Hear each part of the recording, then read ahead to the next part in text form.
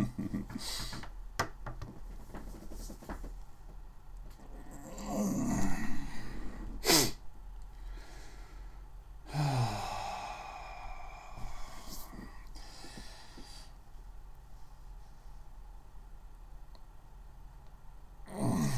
morning, good morning. I feel like I should sing the good morning song. I'm not going to sing it, but I feel like I should. It's fun to say good morning. Good morning. Good morning. Where is it? Oh, there we go. Oh, it's so handy that we have these now. Boom, and that's applied. God, that's dope. I don't know when that happened on YouTube, but like somewhere along the way, like now all the commonly used all my commonly used titles are just in a little like stack of titles, so I can just click on one real quick, like, and boom. I don't have to type in titles every time. It's so nice. So nice. What's up, everybody? Welcome to TMPG. I'm, of course, your humble host, Thunder. And it's Sunday morning, so we're hunting. You know how we do.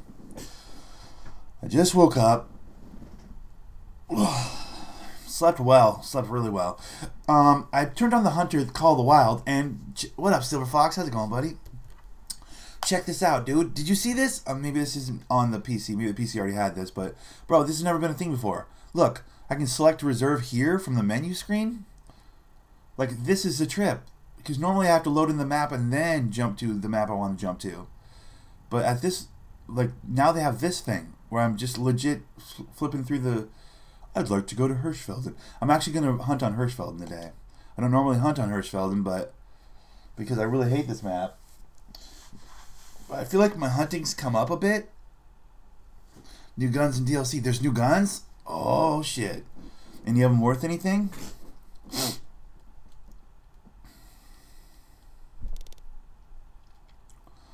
I'm into a new gun. I wouldn't mind having a new gun, dude. I'm not gonna lie to you. The fuck?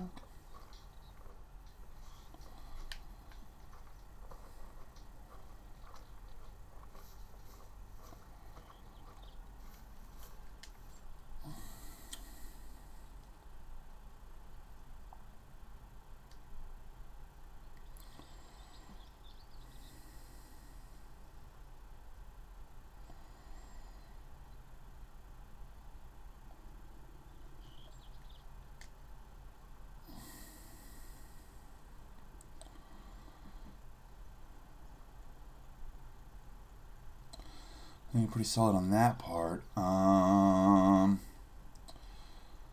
What was I gonna... Oh, that's right. I was gonna do this. Get out of there. Get out of there. Get in there. And get in there. Those are all the ones I need.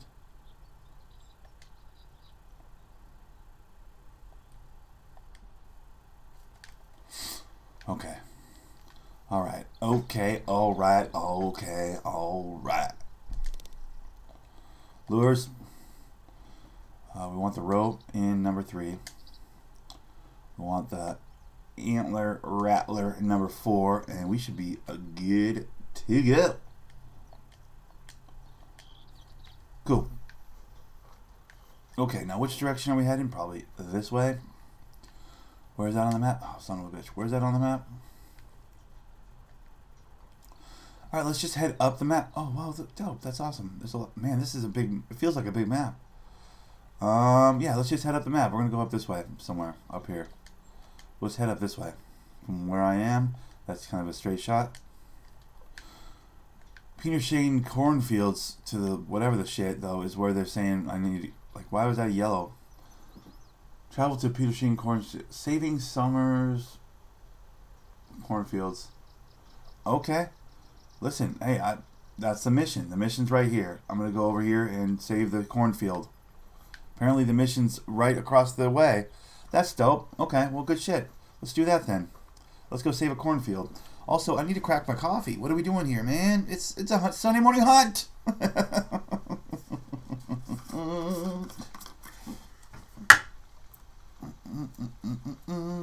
Of course, I got my caramel macchiato because that's what I'm about. It's my coffee of choice.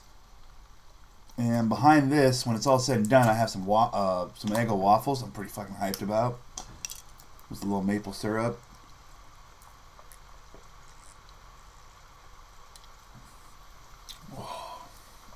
Oh, that'll work. That'll work.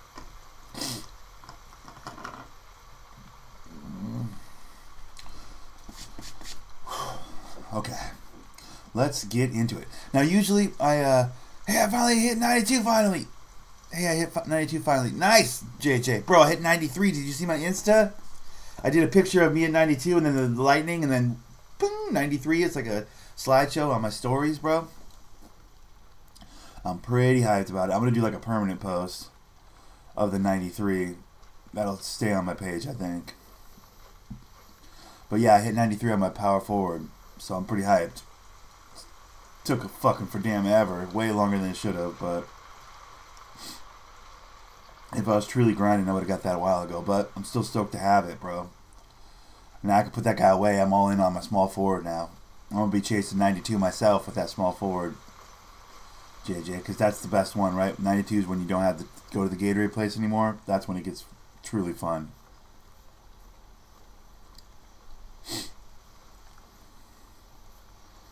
Let's get the bow and arrow out. What are we doing here?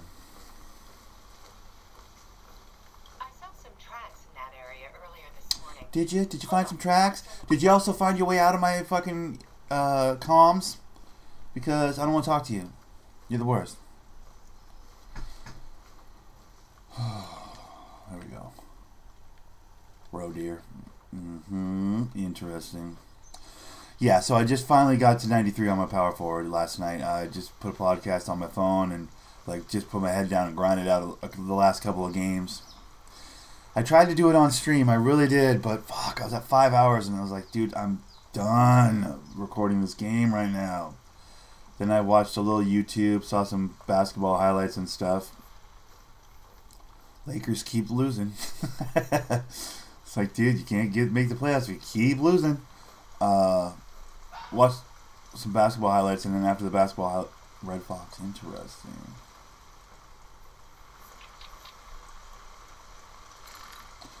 And then after the highlights, I was kind of jazzed to play a little basketball, so I was like, oh, fuck it, let's ride that wave.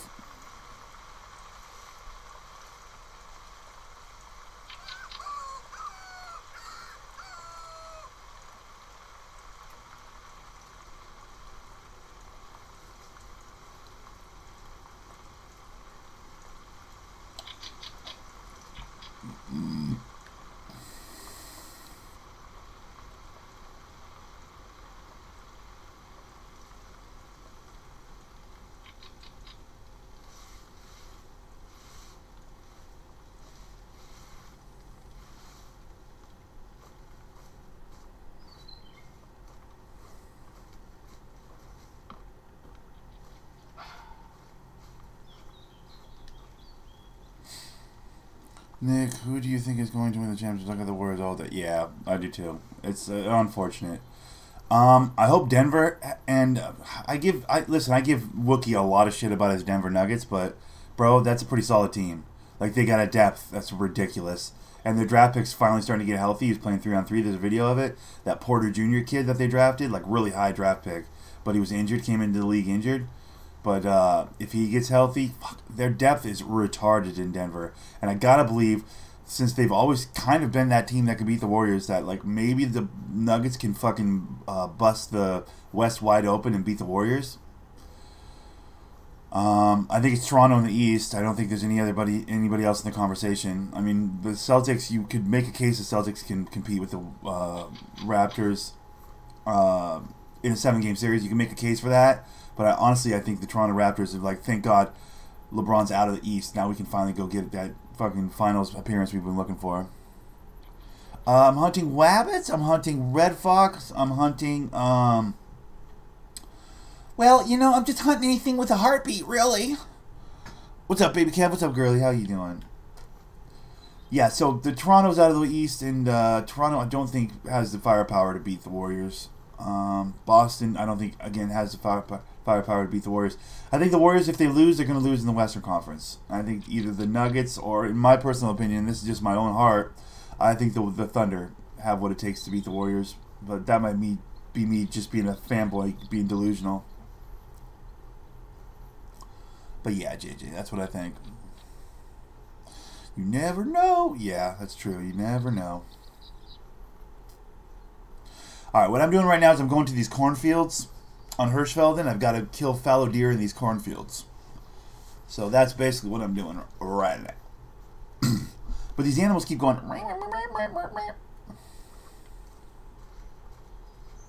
You can make jerky out of anything with a heartbeat. This is true. You can.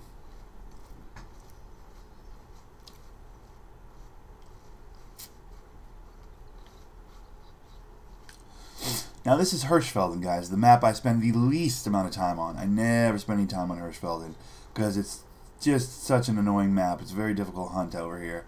But I figured since I've been playing this game pretty high level recently, like doing a lot of work and playing with a rifle, I figured, hey, I might be ready for Hirschfelden, the map that has always like pissed me off because I never have a good time on this map. I always lose on this map. This is true. It definitely is. That Red Fox keeps yelping at me, dude. Like, show your face, and I'll put you away, Red Fox. Keep yelping. See what happens.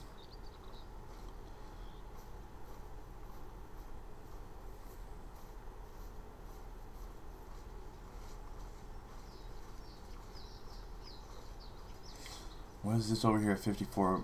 Whatever the shits. Is this a... Oh, it's one of those. It's a stand. Okay.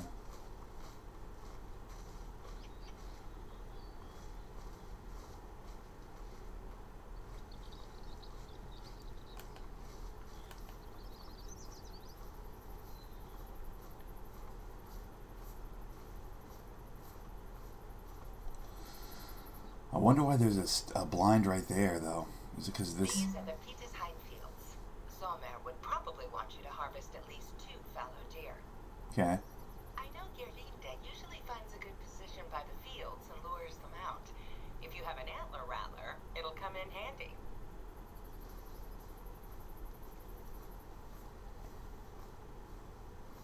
Don't worry, they'll show up eventually. Lure hunting takes a bit of patience, but getting that perfect shot makes it all worth it. Is this bitch trying to tell me how to hunt? Don't tell me how to hunt. God damn it. Alright, I'm going to tuck in under this tree and do exactly what she said, though.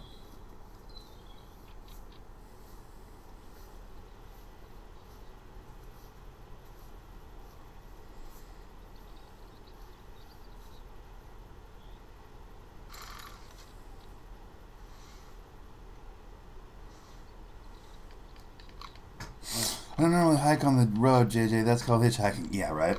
Well, I mean, it's good to have some beef jerky to barter with when they're duct taping you and throwing you in the trunk. I got jerky! I got jerky! Right into the trunk. Here comes the party. What's up, Micah? How's it going, buddy? You know does a bear poop in the woods? This is a different lady, though. This is like a Hirschfelden lady. I thought she used to have an accent. She doesn't have an accent anymore. Let me out of this trunk! I've got beef jerky! Like that whole thing, you know?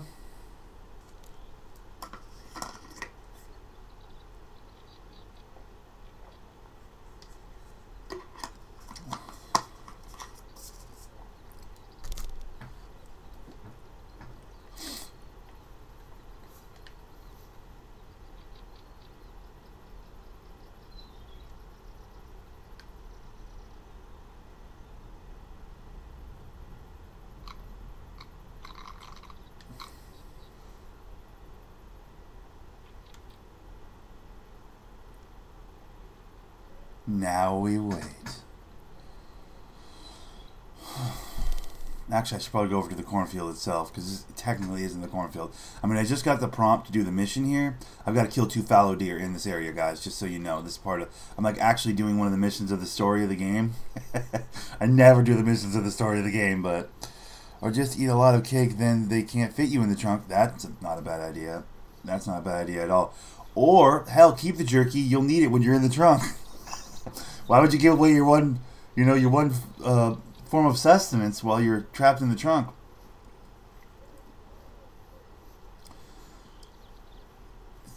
It's kind of handy to have a snack when you're down there in the trunk, dude.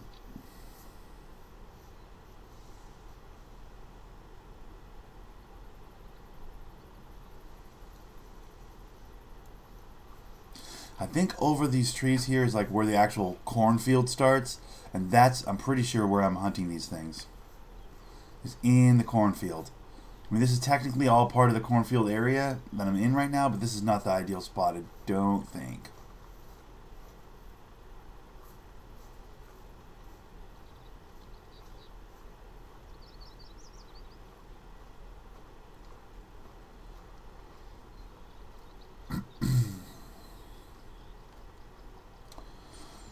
You're just told you'll never be in the trunk, but I can fit in a duffel bag. I'm definitely keeping the jerky. Yeah, you're keeping the jerky. You're not. Yeah. You're gonna keep. you're going. You're no. You don't even need. They don't even need to put you in the trunk. They can put you behind a seat, like on the floorboards. You know.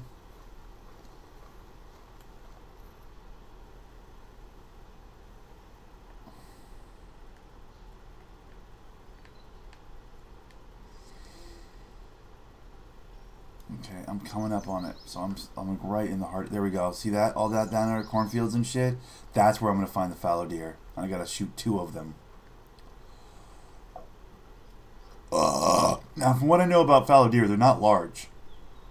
So this will require some real accuracy on my part. But I got to hunker in. I got to find a good spot to hunker in. That's actually a scary thought. Yeah, well, it's like you can get, dude, you can get kidnapped by a guy in a hatchback. All right, you don't even need a guy with an actual trunk. Hell, they'll throw you in a backpack and just walk you somewhere. You know what I mean?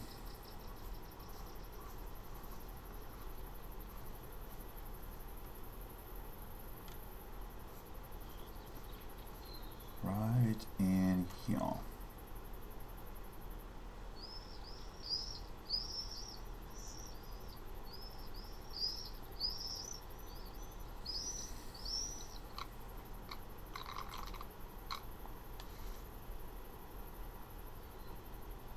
This antler rattler is the worst because it barely sounds like you're doing anything. But honestly, I'm calling in the deer right now. They've got to kill deer in these cornfields.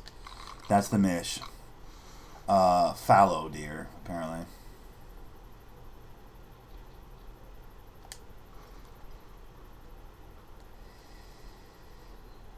The wind is not my friend.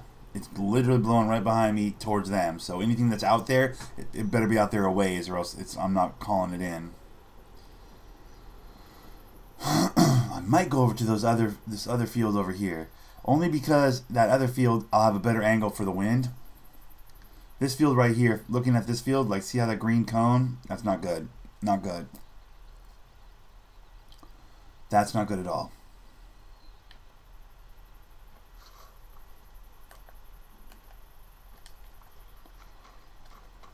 Quick, like a bunny.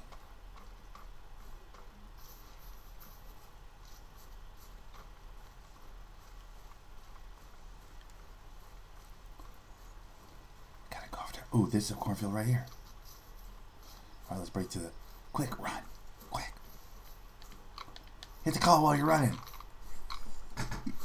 Deer love cornfields. Alright, good. Because I love shooting deer in cornfields. So it all works out.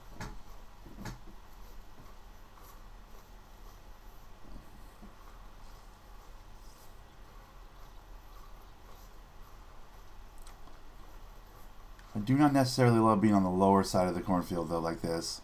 I kind of like being on the high side of the cornfield where I can see everything. This side feels like I'm missing stuff because I'm a little low, you know? Like there's hills and valleys and peaks and valleys. This kind of sucks.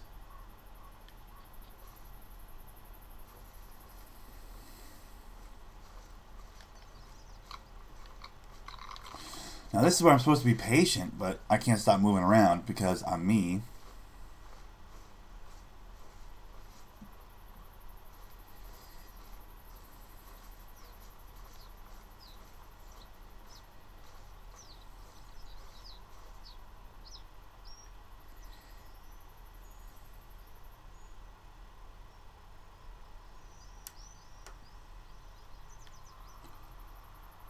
this little tree right here.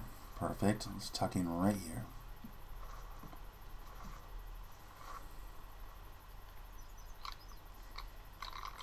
See how visible I am in the bottom right corner? Yeah, this is not a good tuck-in spot. Look, I'm just a guy in a bush. Like, no, dude. They can see you plain as day. Alright, this is not a good bush for cover. I need to find a better bush, but...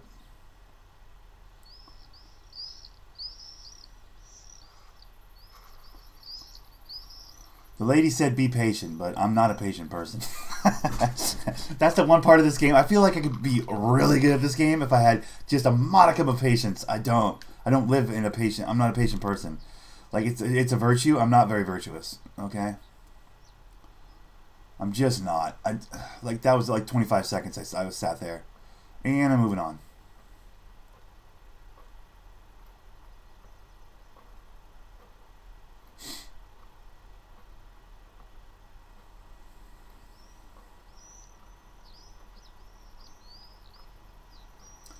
I need to find like a really nice spot to sit in, you know? Like, I'm thinking maybe up by these trees and look back up this way is the idea. I just need to find a good spot to sit down in.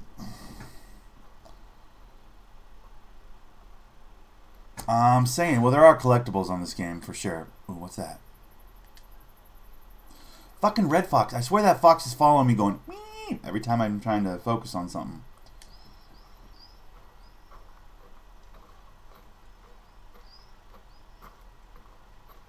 Okay, this is much better. See, if I had we can shoot those. You can shoot those geese. If I had my geese shooting shotgun, I can shoot those geese.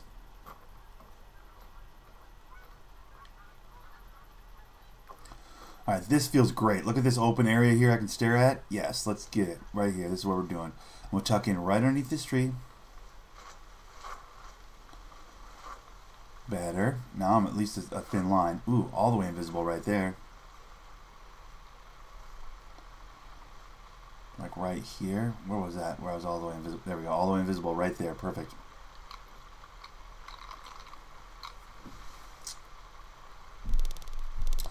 And now we wait.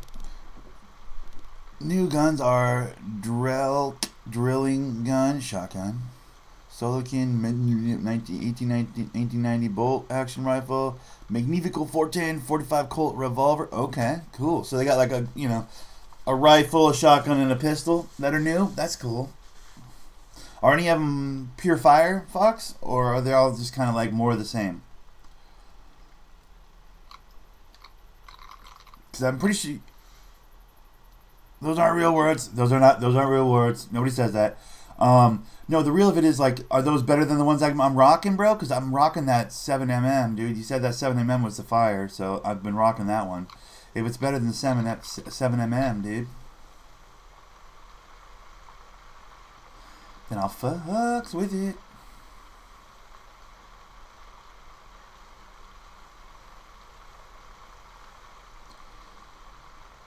Worst hunting trip ever. It rained the whole time. It was just terrible. Yeah, more of the same, just not really worth the time. Yeah, well, it's cool to have options, I guess, but yeah. If they're not blowing the world away, if they're not like 100 times better than anything, fuck, it's cold in here. My legs are really warm, but I don't have the... Yeah, you guessed it, guys. Yep, blanket. I usually do my leather chair, like I pull my chair up for the hunting broadcast to sit back, but I'm in like my office chair, so it's a little weird for the blanket, because usually the blanket I can get all bundled up and like sit back in my leather chair that I bring up for the relaxation of the hunting. But I usually turn the heat up when I sleep, but I didn't actually turn the heat off today when I slept. This morning or last night when I slept, I forgot to turn it off, so the heat was on. It was just on really low, you know. But I can't, you know, being out here in the living room, it does not compete with the enclosed space of my tent with the blankets and the cuddles and the warm. It just, I can't compete with that sitting in this chair in the living room.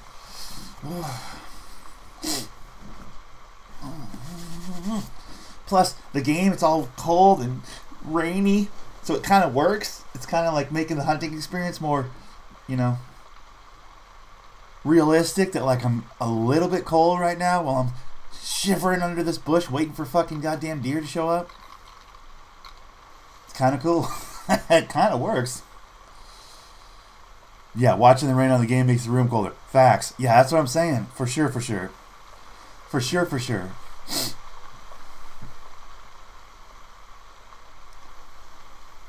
Watch me miss the shot when they finally show up.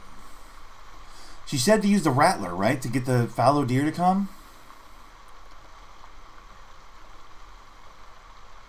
Am I in the area? I'm in the area. I'm literally on the button of the area. Excuse me.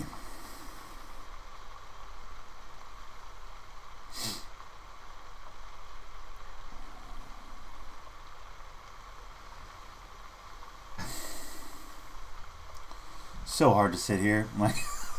Like I could be wandering around finding something to kill. Like it's so hard to just sit here.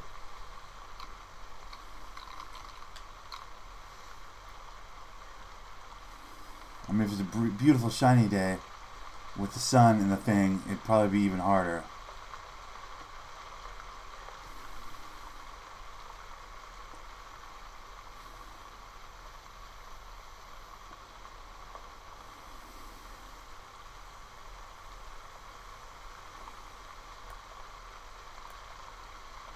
Have my flashlight on.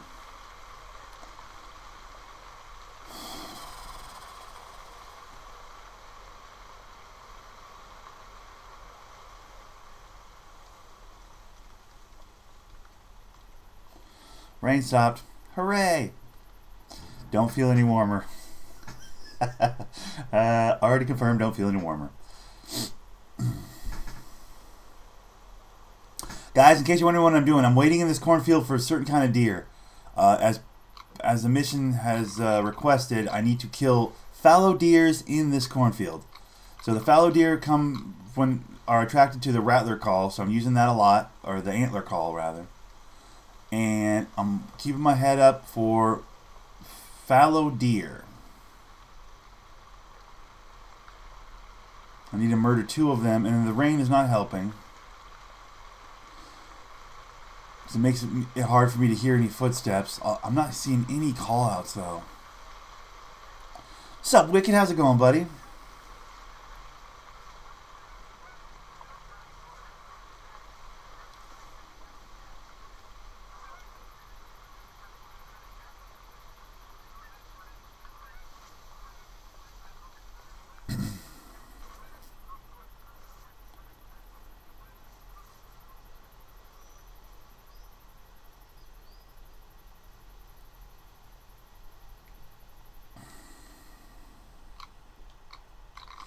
Goddamn bummer is what it is.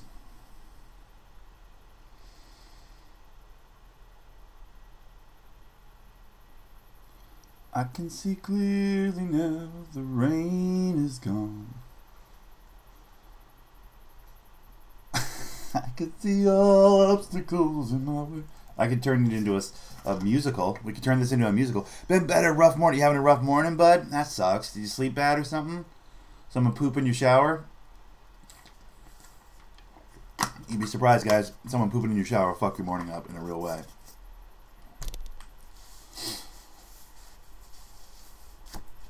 You walk into your shower and there's just a fucking log hanging out in the bottom.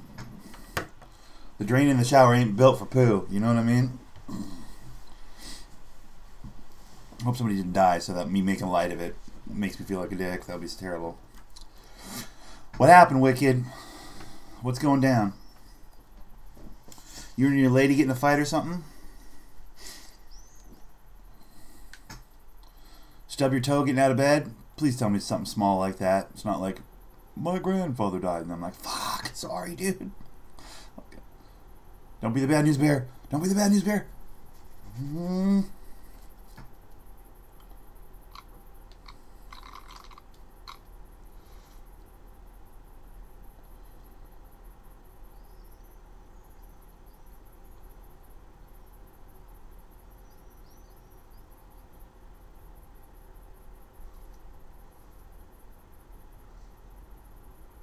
Like, how the fuck am I not... Here we go.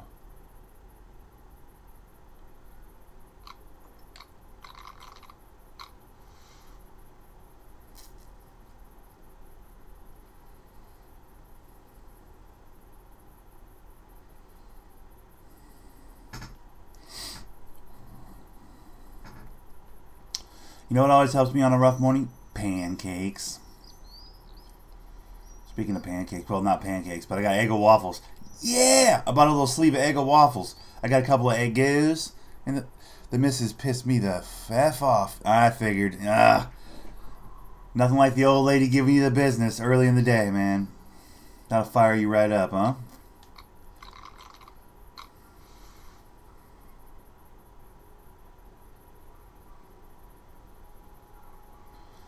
But hey, the fact that she can get under your skin like that just proves how much you love her, right? I mean, she's valuable. Because if she couldn't get under your skin at all, then... because you couldn't give a shit either way. You know what I mean? The fact that you give a shit, the fact that you can get into a row with your old lady means she's a keeper. I don't say that if it's a completely toxic situation. I say that if it's like you guys can get under each other's skin. It's because you guys both care so much about the fucking situation that, like... damn it! You know what I mean? Strong feelings and fights like that stem from a place of love. Because if you didn't give a shit about the person, you wouldn't even get upset. You know what I mean? Important to remember when you're in a fight. Reason you're fighting is because, like, you care enough to fight. You know? I feel like people lose sight of that when they're fucking with their significant other.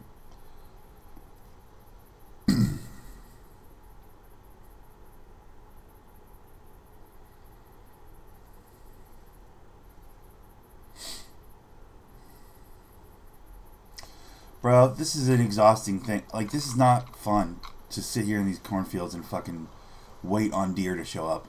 This is the worst. I can't do it. There's some cornfield down there.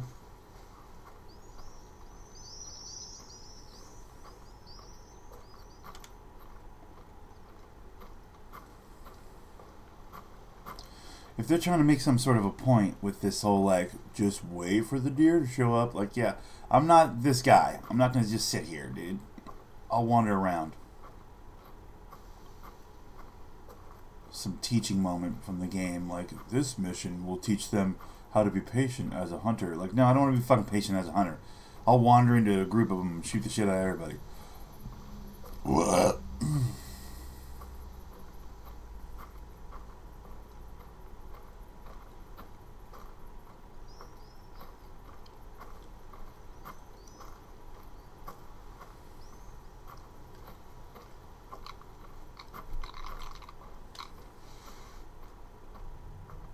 Oh, see it?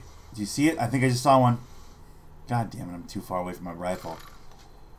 I think I saw one out in the field.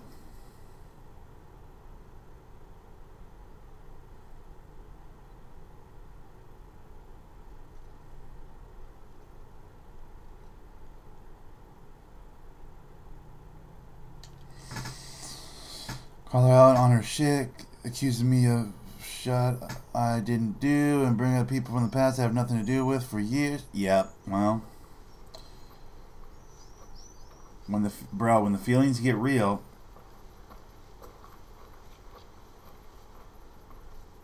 I mean, if the feelings get real, she wants to secure her spot, make sure that none of that other shit is going to get in the way of something that she values so much, man. That's a fucking value position. That's value posturing is what she's doing, bruh. Speaking, coming from a guy who's got zero relationship experience, so don't take my word on it. But it sounds like that's value posturing. Like, she's realizing she cares so much about you, and then that scares her a little bit, because she's like, well, in the past, I'm more important than this person, right? I'm more important than that person, right?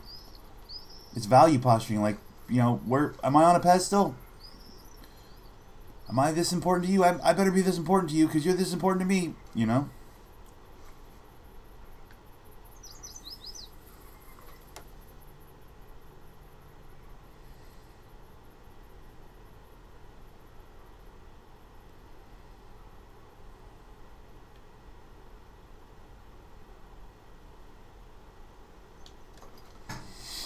swore I just saw one out here in this field, but I guess I didn't.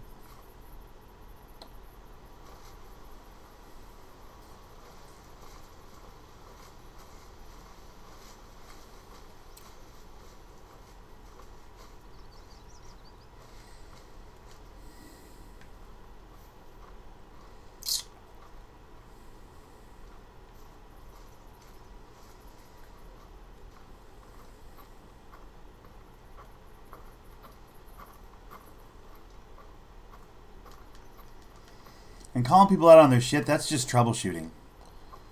That's like antivirus malware. People take it all personal, and they should, you know, and I get that. Emotions get in the way.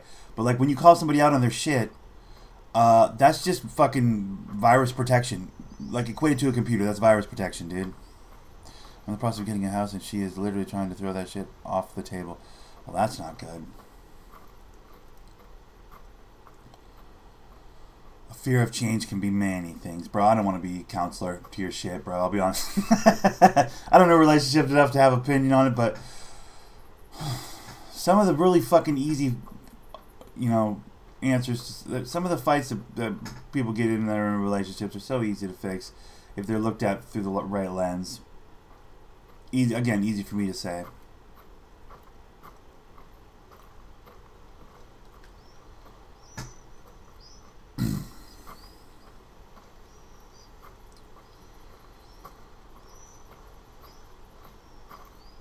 You want to fuck her up, call a timeout in the middle of the fight, Wicked. You want to fuck her up, call a timeout and be like, hey, I value you. Like, it's totally cheesy, but like, stop. Like, hey, can we just stop for a second? You're important to me. Da-da-da. Give her like the fucking boom speech. Like, give her all the fucking honey, right? Give her all the honey. Like, you're important to me. I love you. Da-da-da. You're the only one for me. Da-da-da. Like, right in the middle of the speech, and then go, okay, time in. And then go back to arguing. It'll fuck her up. It'll fuck her up. Like, stop in the middle of a blowout. Just to, like, it's hard to do. Like, when you're on full, like, man, fuck you, because you did this. Oh, really? Oh, I did that? You did this. Like, right when you're in the middle of it, just go, pfft. Hey, time out. I love, like, pull one of those moves. Bruh, fucks him up. Fucks him up. My older brother used to do it. My older brother Greg used to do that. He'd have a row with his old lady, and they'd be full on screaming at each other. And he'd just stop in the middle of it and go, hey, time out. Let me get a hug. I really love you. Like that whole thing, and then you go, okay, time in. And another fucking thing! And it throws them off so hard. They're like, wait, what the? It's so good. So good! It'll fuck them up. I promise you it'll fuck them up. Oh, no, you're alright, Wicked. You're okay, bud. Hey, real life gets in the way of the video games occasionally, man. It's not a big deal.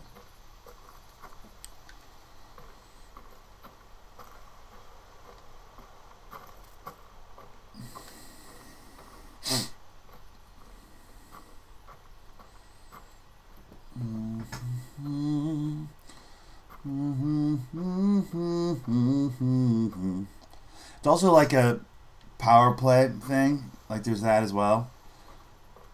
Like if you get, I don't know, maybe if you, I don't know.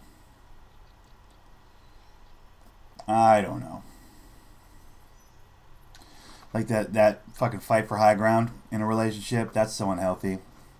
I don't know if that's what's happening there, but in general, like I've seen that play out a dozen times. Like that fight for high ground. Like, no, but I want to be, I'm the alpha and she's the beta, or vice versa. No, I'm the alpha and he's the beta. Like that whole thing is like, fuck, that's so exhausting. Team. You're a team. The power dynamic in a relationship is so fucking valuable to some people. And again, it comes from that place of insecurity where it's like, dude, I value this relationship a lot, so I can't let anything go wrong. I gotta fucking troubleshoot. Constant troubleshooting. Exhausting. The head game of a relationship just must be just the worst. I can't imagine it's any fun.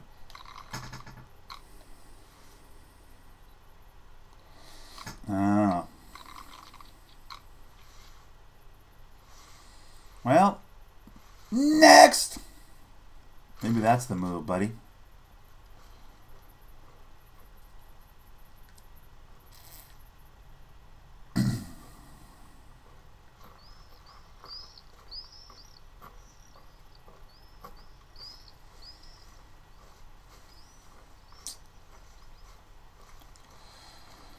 I've been literally hanging around these cornfields the entire broadcast so far. 40 minutes and I haven't seen a single damn deer. I mean, I've been moving my position a lot, but also, like, I need to fucking...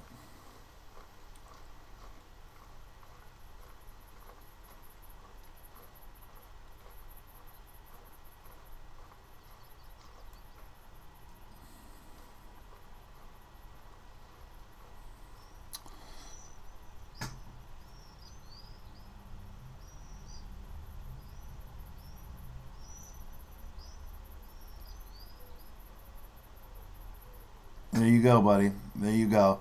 Yeah, well, you can troubleshoot and communication on the other end, and that's the point, right? So is it a sense and wait? Yeah. Well, I mean, sometimes you just gotta walk away. That's fucked up. She's giving you the business before you go to work, though, man. Like that would be a rule. That would be, I don't know, rule. A rule is probably not the right word, but that would be like a deal breaker for me. Like, don't fucking fuck up my walk out the door to go to work. This is how I provide for myself in this world. There's nothing more valuable. Like, how dare you? I mean, at the same time, you just walk in the door from being at work and get the browbeating. Like, that would suck pretty hard, too, but it'd be better. Honestly, that would be better than, like, catching you before you leave to walk out the door to go to your job. Fuck that, dude. You don't fuck up a man's walk to work. You know what I mean? Walk out the door to work. You don't fuck up a man's trip to work, dude. Then he's got to think about... Then Wicked's got to think about that on his way to his fucking gig instead of, like, thinking about what he's going to accomplish today at his gig. That's a bummer, dude. That's fucking bullshit. I don't like that at all. You don't fuck with a man's work, dude. You don't fuck with a man's means of survival. Like, that has a value outside of any relationship or, you know, any of that nonsense. I personally take that very seriously. Do not fuck with me before work.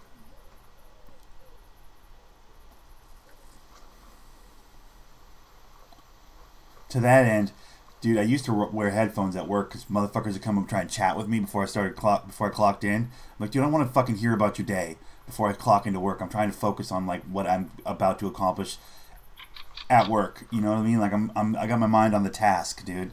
That has a value. Like, that's my personal time, one. And two, it's like, this is my prep time, dude. I get to work half an hour early and I sit on a register with my feet in the shopping cart. Like, you know, shopping carts, you can, like, put them right up to the register. I, like, sit on a register with my feet in the shopping cart, and I just stare at the wall, basically, for, like, 20 minutes before I start work, just thinking about my day and how I plan to accomplish all the things I have in my mind to accomplish that day at work, you know? And that's valuable.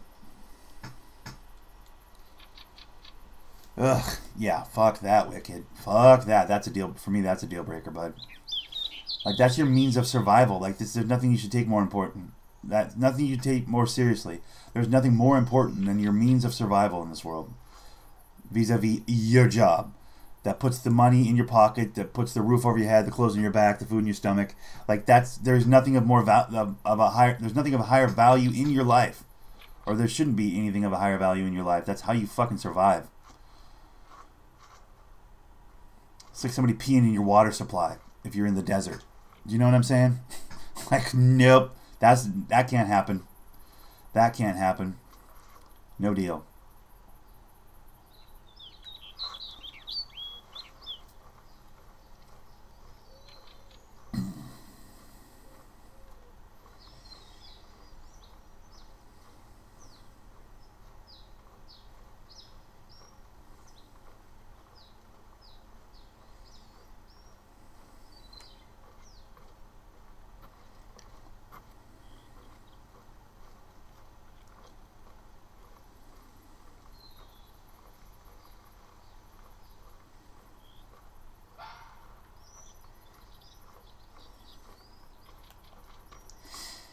Alright, I'm going to pop this blind, I think, and sit in it.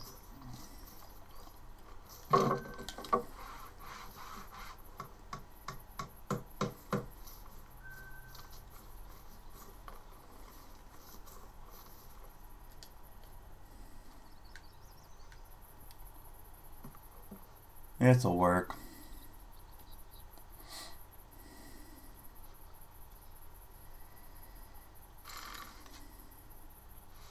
My antler call's a little too far away from my fucking gun, though. I might have to fix that.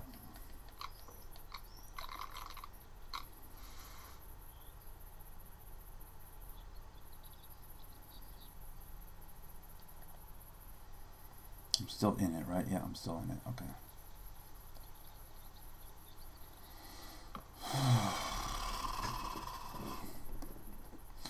I'm going to spend a whole day just sitting here hoping that I see an animal of some kind.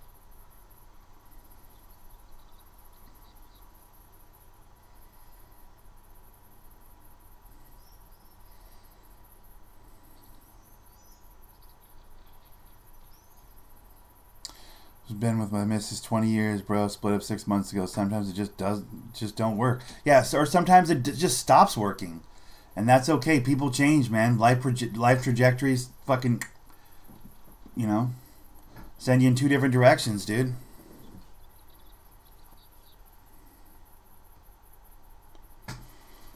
Yeah, LOL, but fuck it. Have to go about my business. Fucking A. Yeah, you gotta work first, bro. You gotta do your work, bro. That's the whole thing. Got to be more valuable than that, dude. You can't pay your rent with a girlfriend. You know what I mean? Well, fuck, someone probably has, I'm sure. Pamping since been pamping. But, like, you know what I'm saying? Like, it can't be more valuable than your work, bro. Your work's got to come first. It's got to. And that's not being insensitive to your lady. It's just like, bro, bills need to be paid. I'm not living on the street for my, my love for you isn't going to put me on the street. Fuck that. That's just dumb. Work's got to come first, then you.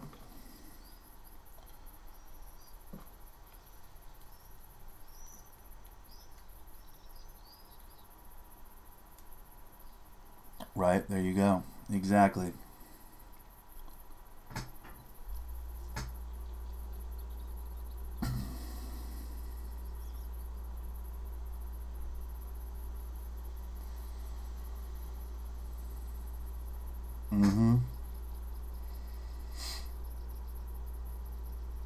Yeah, providing a rock solid future for your kids, man. That's, again, higher on the list than her.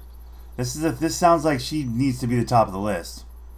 And I don't know the whole situation. I'm remiss to speak on a situation I don't have all the information on, but like, just from what you're telling me, Wicked, and granted, I'm on your team, I'm on your side, I'm hearing your perspective and not hers, but sounds like she doesn't feel important enough. It's like sounds pretty much like self-important as shit, dude, right now. Or maybe she doesn't feel like she's included. Maybe she doesn't feel like she's a part of the plan. Or maybe she's just like, what about me? And you're like, bitch, it ain't about you. I'm gonna fucking get a house. I'm gonna get a solid foundation for my child. A place she can call home. It's not about you right now. I don't know. Complicated situation, pal. Complicated situation.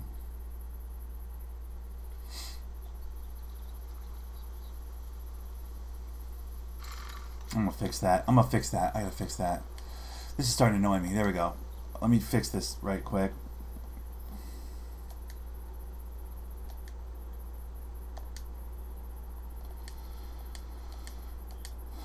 There we go.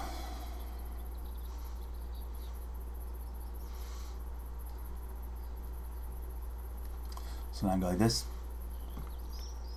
Rattle, rattle, rattle.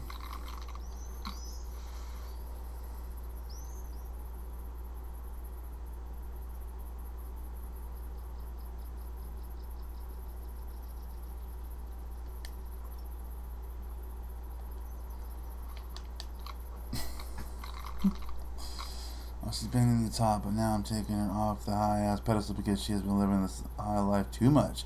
Now that I'm putting my foot down and not getting her way, I'm the guilty one. Yeah, well, there it is, bro. There it is.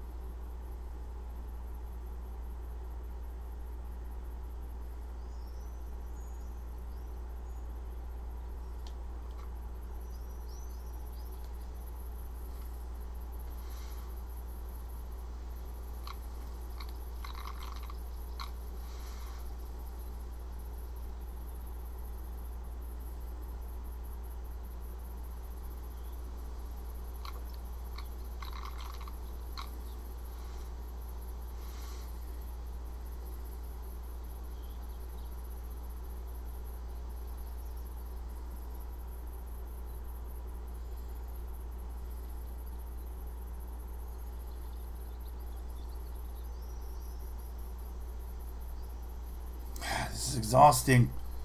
This is just the absolute worst. I'm over this. I want to do this mission, though. I do want to do this mission, but fuck, I can't. I can't just sit here.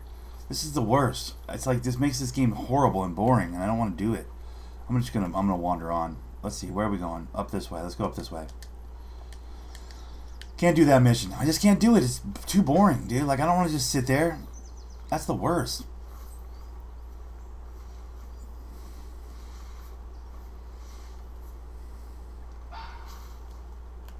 There's that one red fox again. God damn it.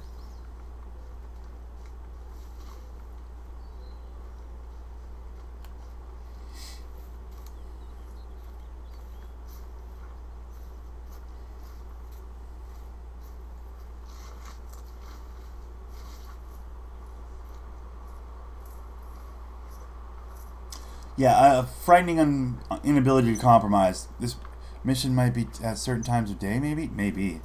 Dude, the thing about it is, for me, always the case has been, like, that the ability to compromise enough for a relationship, like, to be a 50-50 equation, like, I can't do it.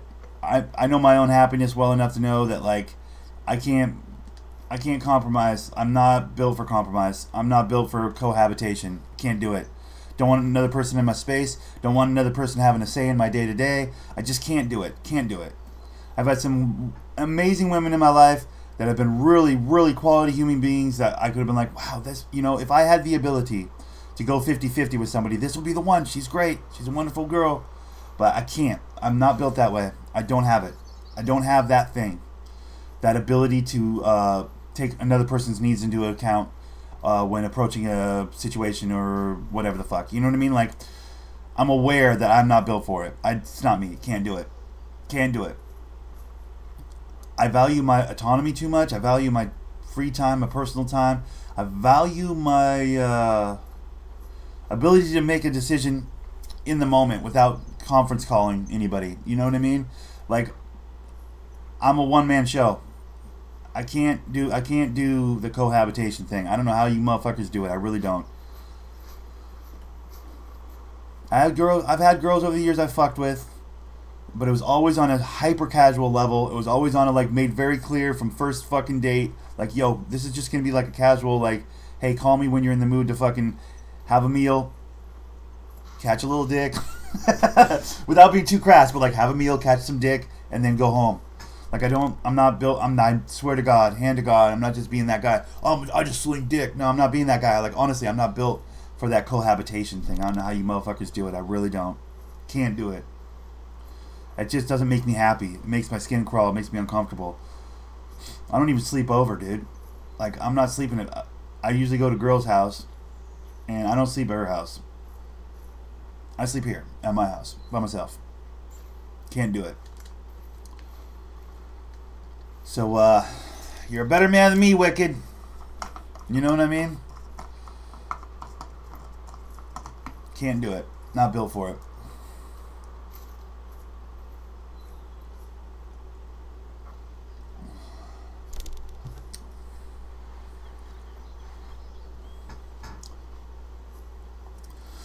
I've kind of resigned to being that placeholder dick. You know what I mean? Like that girl that's in between the guys of her dreams. She'll find a casual, let's just have some fun type motherfucker like myself. And we'll have our fun. But it'll never be serious. It'll be, I'm going to have my fun with Nick until I meet the man of my dreams that I settle down with. You know, like not on some good luck Chuck shit, but like on some, I'm the placeholder. I'm totally okay with being the placeholder, dude. That's always been my position. Like the nice guy, up for a good time, fun, have a meal, fucking Netflix and chill. What are you doing? It's 10 o'clock at night. What are you doing, Nick? Oh, you know what I'm doing. You know what I mean? That guy. I've been that guy. I'm good with that. That's always been plenty. There's been some feasts and there's been some famine living my life that way. But I wouldn't change it for anything, bro. I don't want to be the boyfriend. I don't want to be the boyfriend. No interest. Zero interest in a fucking give and take relationship. Nah. I'm just going to take. I just want to take. I'm just going to take. I don't want to give. Not much of a giver. A little too selfish for that. Oh, dude, you're alright, man. Get it out of your head, dude, and then just fucking lock into work, bro. You're good. Don't worry about it. That's the thing, man. We're homies, man. Like, that's... I'm fine with that, bro. I appreciate you. You filled out the better part of an hour with your relationship drama, my dude. You must need to get it out of your head. If I can help with that in any way, bro, it's not a problem.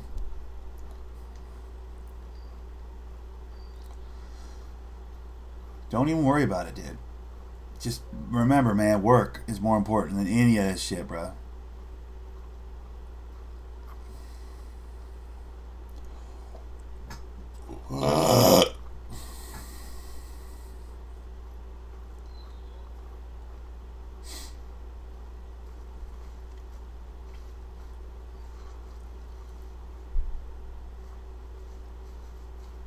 Well, maybe you just haven't found the right girl yet. No, I've met the right girl.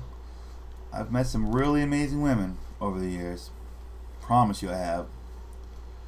But, nope. Oh, no, she didn't. Snap. Yep. LOL, the day will be bomb.com. Alright, bro. Alright, bro. Give them everything you got out there, man. Believe in yourself, dude. Yeah, so I don't know. Some people shouldn't be in relationships. I'm not saying wicked for the record. I'm saying myself. I can't do it. Can't share. Not built for sharing. I don't like it. Don't want to do it.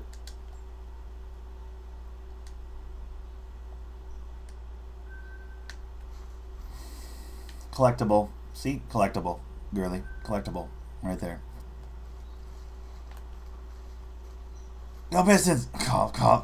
Hey, go Pistons! What? Wicked, I thought you were a Bulls fan, bro. Don't just jump on the bandwagon because my team's in the playoffs, dude.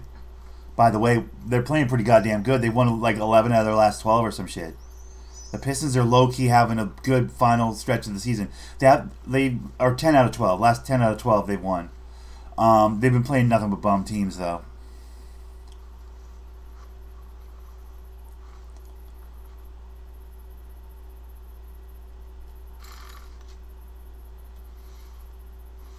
But low-key, they're like in the 6th seed in the East right now. I have not tracked the Pistons at all. Hint, the cough, cough. Yeah, dude, they're doing well, bro. They're doing well. They're having a good final stretch of the... Oh, yeah, there we go.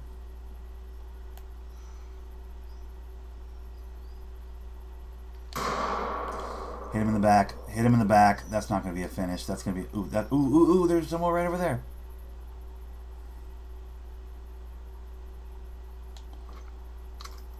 Isn't that?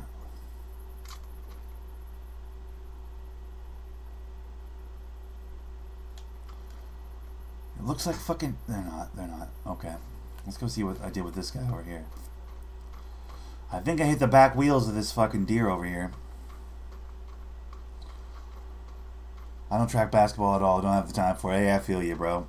That's how I feel about football, baseball, bowling, all those other bullshit sports. Golf. I give a fuck about hockey to some degree, although I love hockey. I just don't follow it. Grew up with hockey. I have 4 brothers played hockey. I like hockey, but I don't follow it.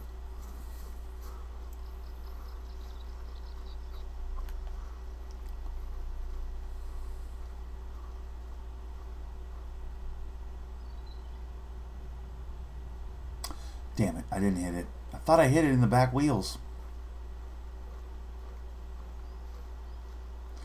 That's a bummer.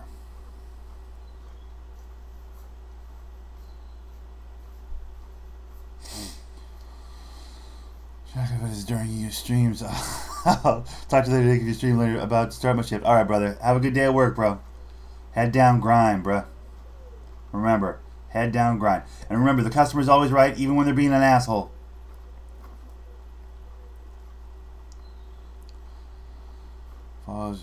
allows you to be you. You're both adults. I'm sure as heck don't tell my man what to do. He's a grown man. There you go. Exactly.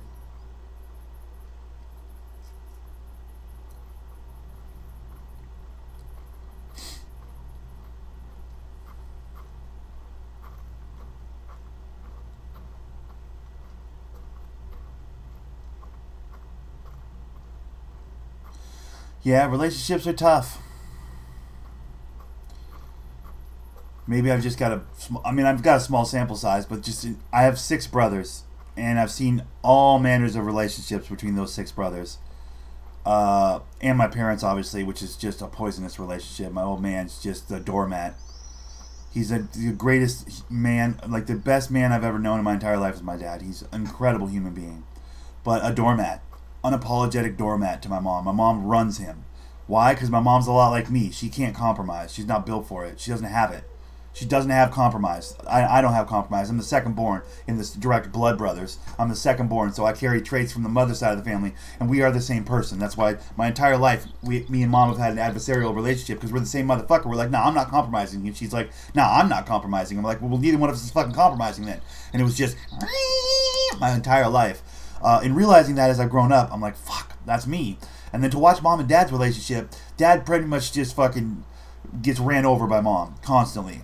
In the politest way. Like, he's not a doormat, right? He's not a doormat, but he understands that there are fights he shouldn't pick. There are fights he shouldn't try and win. There are situations where she's just going to, like, your mom's your mom. You know, it's that whole thing. You know, your mom's your mom. It's that whole thing. It's so poisonous to see a relationship that's one-sided like that. I think it's too much responsibility to have to keep up with bossing your partner around. Like, I just try not to tip over doorways. Yep, triple, exactly. What's up, Nimrod? Good day. So I've seen examples of how toxic a relationship with my personality type in it can be.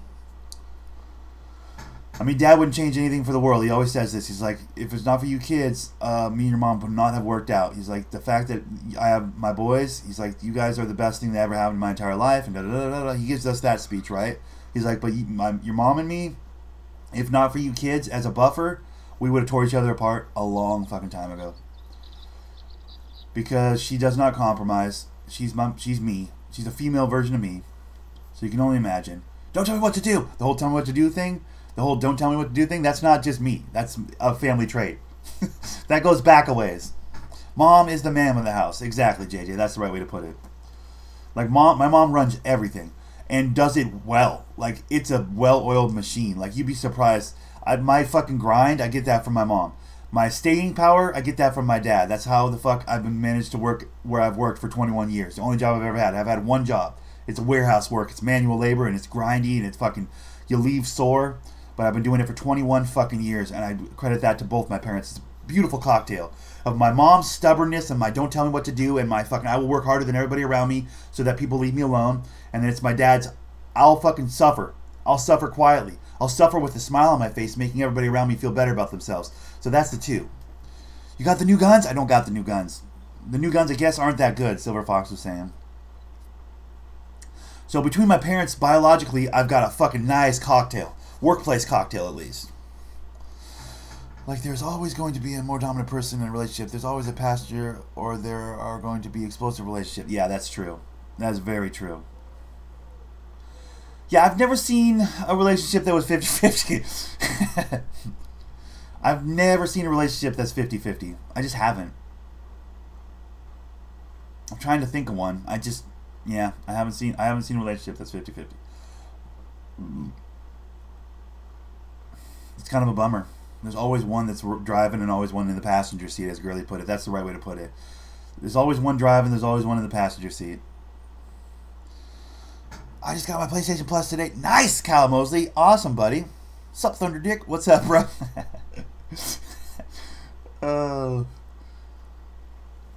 So, yeah.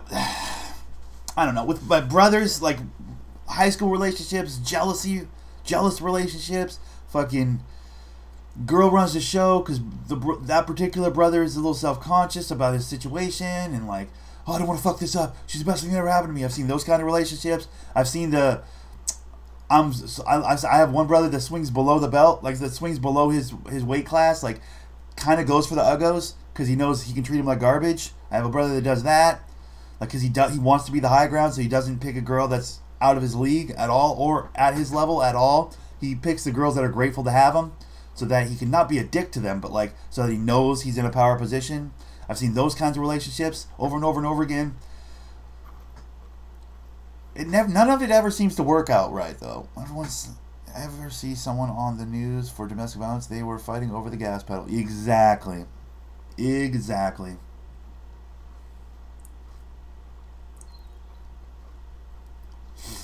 Just, God, relationships are tough.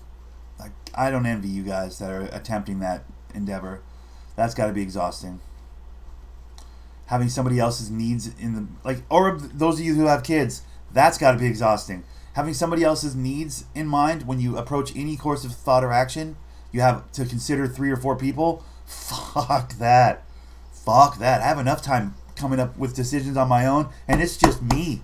And I'm like, fuck, what do I want to do? What do I want to do? Singular. What do I want to do here? I torture myself with my decision making just as an individual. I can only imagine if I had to consider 2 or 3 other people. Fuck that. Can't do it. Not built for it. Don't want it. Can't do it. Ugh, it's cold in here. Is my heat on? I swear my heat's on. But I can't live that way. That would make me so mad and so sad and so I just can't. What's up, Complex? How's it going, buddy? Dude, that's probably why my mom was such a my entire life. I can only imagine. She's got my exact personality type, and she had to consider 3 boys, husband, an extended amount of kids as well when you consider Dirt and Josh across the street, Jason and Andrew next door. I mean, there's 7 of us boys in 3 houses in the neighborhood, and at any given day she could be taking care of 7 of us, 3 of us, 4 of us, 6 of us. You get the idea. Like, it was a revolving door in my neighborhood between the 3 houses. So like the parents would be screaming out the window, "Hey Cam, how many of mine do you have?" "Oh, I have Greg and I have Phil. Nick's not over here." "Okay." "Hey, Lori," and Lori would be like, "Yeah, Gwen, how many of mine do you have?" "Oh, I got 2 of yours." Like, that was my childhood. Us just like we had our parents outnumbered. In the neighborhood, we had our parents outnumbered. So like, my mom at any given time would have to be considering and taking care of and watching over anywhere from 3 to 7 kids, plus my dad, plus the exact same personality type as me. Where she's like, control, we need to figure this out, control. Like, oh, I can only imagine. That must have been exhausting for her. Having babies is harder to me than being in a relationship. Like, if the tiny people turn out to be terrible people, it's my fault. Yeah, that's true. That's very true.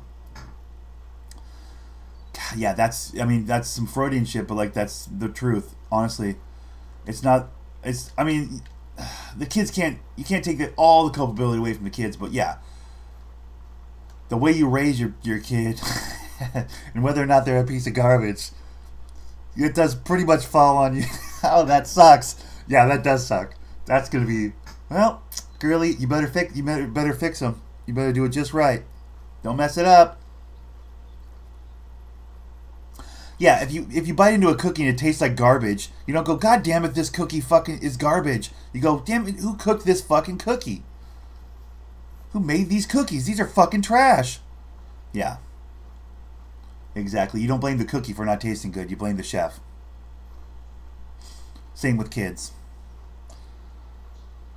"Hi, I apologize for the foul language." Wait, what? What foul language, Paul? Oh, you mean how I was having to go show all the way during the broadcast of the fucking 2K? Guys, I appreciate everybody being there yesterday for 2K. If you're not on the Instagram, guys, I did hit 93.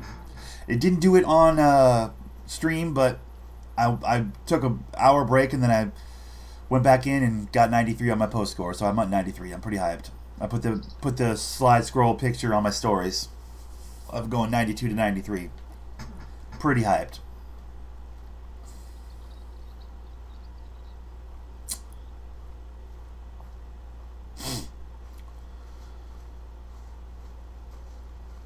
As I get older, I'm realizing more and more that my mom wasn't the worst person ever. Like, my whole childhood, it was my mom's the worst person ever, because we're so you know. As I've gotten older and like real life has laid out, you know, situations in front of me that I've struggled with, just with my personality type and my fucking, I don't want to do that, don't tell me what to do, and the fucking stubbornness and all the weird personality quirks that me and my mother share. More often than not, recently, I've been looking back at, like, my childhood going, fuck, she was me, like, female version of me, dealing with this, and this. I was like, fuck, I would not want to do that. All of that would suck. All of that would make me grumpy every day. All of that would make me a horrible person to be around. It's like, you look at your childhood through that lens of adulthood, it's very interesting. You can really, wow, that's, yeah. Let me lay on the couch. Listen, Shrink, here's what I'm thinking. But, like, for real, that's kind of why I like this hunting game. There's a lot of quiet time. Quiet time for me to contemplate. Yeah, she's just a chef trying to make a good cookie. I'm saying, exactly. And she's convinced if the ingredients would just fucking mix correctly, she can do it. She knows she can do it.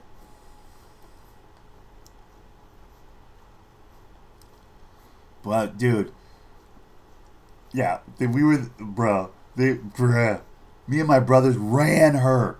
Like, ran her. Like I said, at any given time, she could have from 3 to 7 kids in and out of her house. She could not keep track of us. Could not keep track of us. When we got grouped up, they were outnumbered by, like, double, triple kids. Outnumbered. Like, if we decided to all go, we spent a lot of time at Dirt and Josh's house across the street. Because they had it downstairs with cable television. At my house, my mom was helicoptering the fuck out of us, so we didn't really spend a lot of time at our house. We spent most of our time, Jason and Andrew's next door, they had the downstairs to themselves. Jason and Andrew's bedrooms were downstairs at their house, and they had like a common room down there where we could watch television. And then by high school, Josh and Dirt across the street had a downstairs. Late players, playoff, Lakers deactivated. Yeah, right, Kyle Quick? So you feel bad about how you act around your mom? No, I don't. Because don't tell me what to do. I'm just saying I can see her side of this situation. Because she's got the same don't tell me what to do as I do. But no, we would spend a lot of time at Dirt and Josh's house by high school. Earlier, we would spend a lot of time at Jason and Andrew's house, like middle and elementary school. Because their parents both just let the kids have the downstairs of their houses. So it was a very chill environment. But can you imagine, as a parent, I mean, Paul probably can. I think he has that many kids. But, like, can you imagine being outnumbered 1 to 7? Like, my dad's working all day, bus driver. Like, he's gone 16 hours a day driving bus in downtown Seattle. So, like, the idea of dad was more prevalent than the actual physical, embodiment of father in the household, at least during the week. Like, he was gone well before he woke up for school, obviously, and then came home way late, like, had a bite and then laid it down, Like, he grinded. My old man grinded. Double shifts and shit, trying to make that money, put together a quality life for him, his wife, and his kids, Like, like I said, best man I've ever met in my entire life. Best human being, probably, I've ever met in my entire life. But, my point being, it's just mom with 7 boys. Not like a mixed bag. All boys. 7 boys just running roughshod. In and out of the house and everywhere. Pistons are better than the Lakers. Yeah, Pistons are better than the Lakers. They've won 10 of the last 12, bro. You kidding me? Pistons are a 6 seed right now in the East. I mean, it's the East. That's like being the 6th seed in the short bus, but still.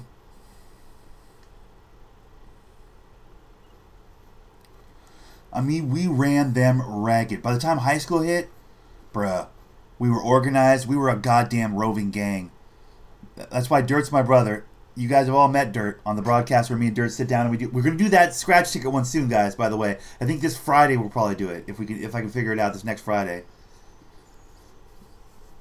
But yeah, we had them coming and going, and then add to that if we would go over and spend time at Dirt and Josh's house in high school, because their old man, Terry, worked just as hard as my dad did, was gone all day, just came home late.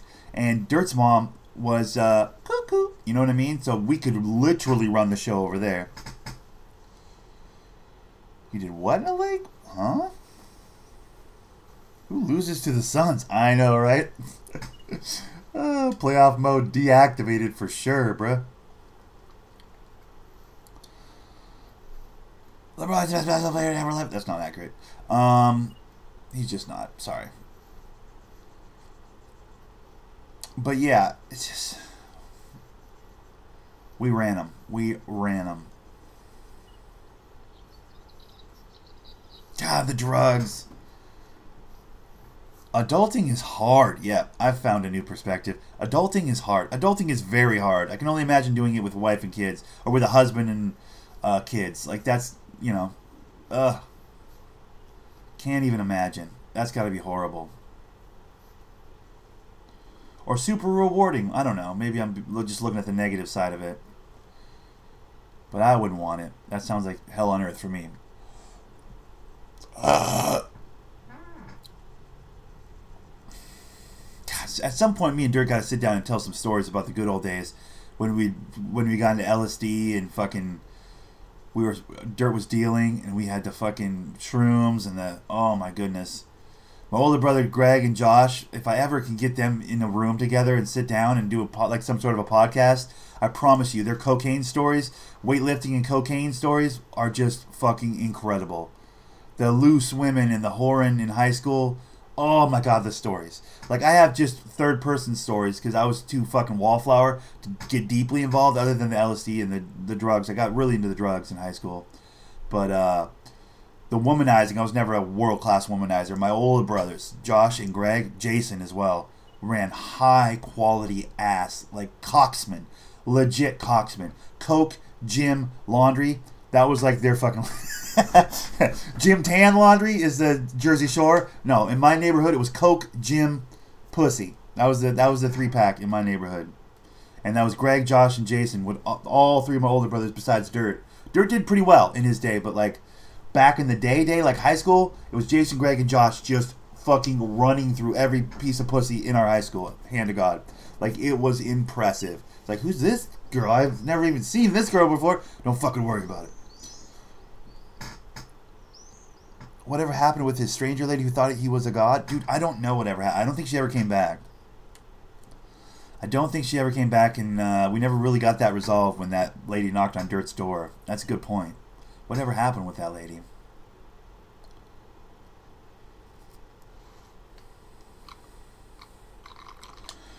But the stories we could tell, guys. The stories we could tell. If I could get my brothers to sit down on camera. They don't want to sit down on camera. They have lives and wives and families and, you know, the whole thing. But, god damn it. If they weren't so shy about this interaction, camera-wise, bruh, they got fucking incredible stories.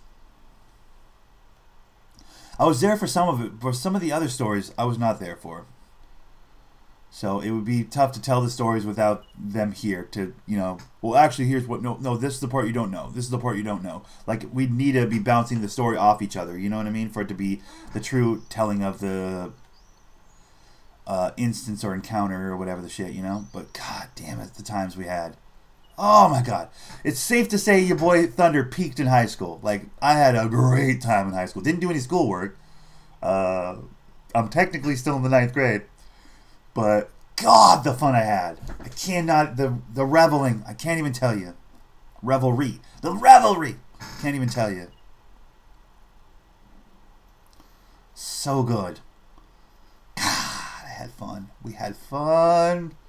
We had fun. House parties, tearing apart a poor girl's house. We decided to have a house party. I'm going to have a party. My parents are out of town. Okay. Tearing the sink out of her fucking guest bathroom and flooding her upstairs. Throwing potted plants into off the fucking second story balcony into the living room. Mudding out her fucking downstairs after tearing the fucking sink off the wall. Like, the kind of shit that's like, you shouldn't... we're the worst. Cops get called, bum rushing her backyard, like full on bulldogging her fucking fence down with like 8 or 10 people to get free of the cops. Like, real shit. Real shit. Like, we were a roving gang. We were a gang. We were the problem at every, like, we were the worst. Just the worst. This poor girl. I'm gonna throw a party. Like, the whole school showed up. The whole school showed up.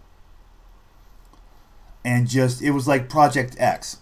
You know that Project X movie? That's But that type of shit was every other weekend in my high school experience. That exact type of shit where it's like it's out of control. Now the cops are coming, the fucking helicopter over the top. No, there's no helicopter. We never got to helicopter level, but like the majority of what you saw in that Project X movie, you guys remember that movie? Where the kid throws a house party and then like basically blows up his whole neighborhood. Like that type of shit happened a lot. Like more than a dozen times in my... How didn't you guys get locked up, bro? Because we're not dumb. Plus there were 7 of us. So we were always covering each other's shit. You know what I mean? There was always somebody we could call. This is before cell phones, but like we could get a landline and call a brother. Like, yo, are you at the house? Do you have mom's car? Can you come swoop? Bro, can you come swoop us? We're over here, here. Like we always had stop gaps. Like we never, that's the thing. When you're 7 deep, you can cover each other up alibi wise or fucking ride home wise or whatever the hell.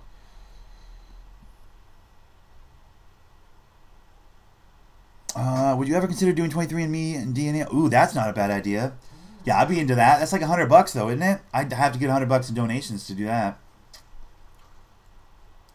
But yeah, I'm definitely into it. I'm very curious about that. I've always thought that seemed pretty cool. That would be yeah, it's $99. Yeah, that's $100. I always thought that seemed kind of dope. I would be into that. I honestly would. I think I'd have a good time with that. I'd want to do it with like Dirt or somebody and do like a take us on a journey. I know, right?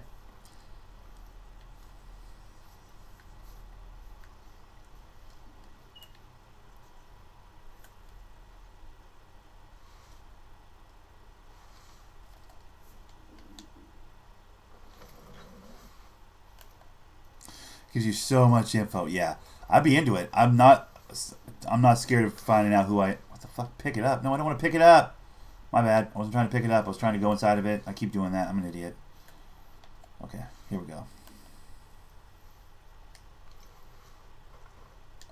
Rest.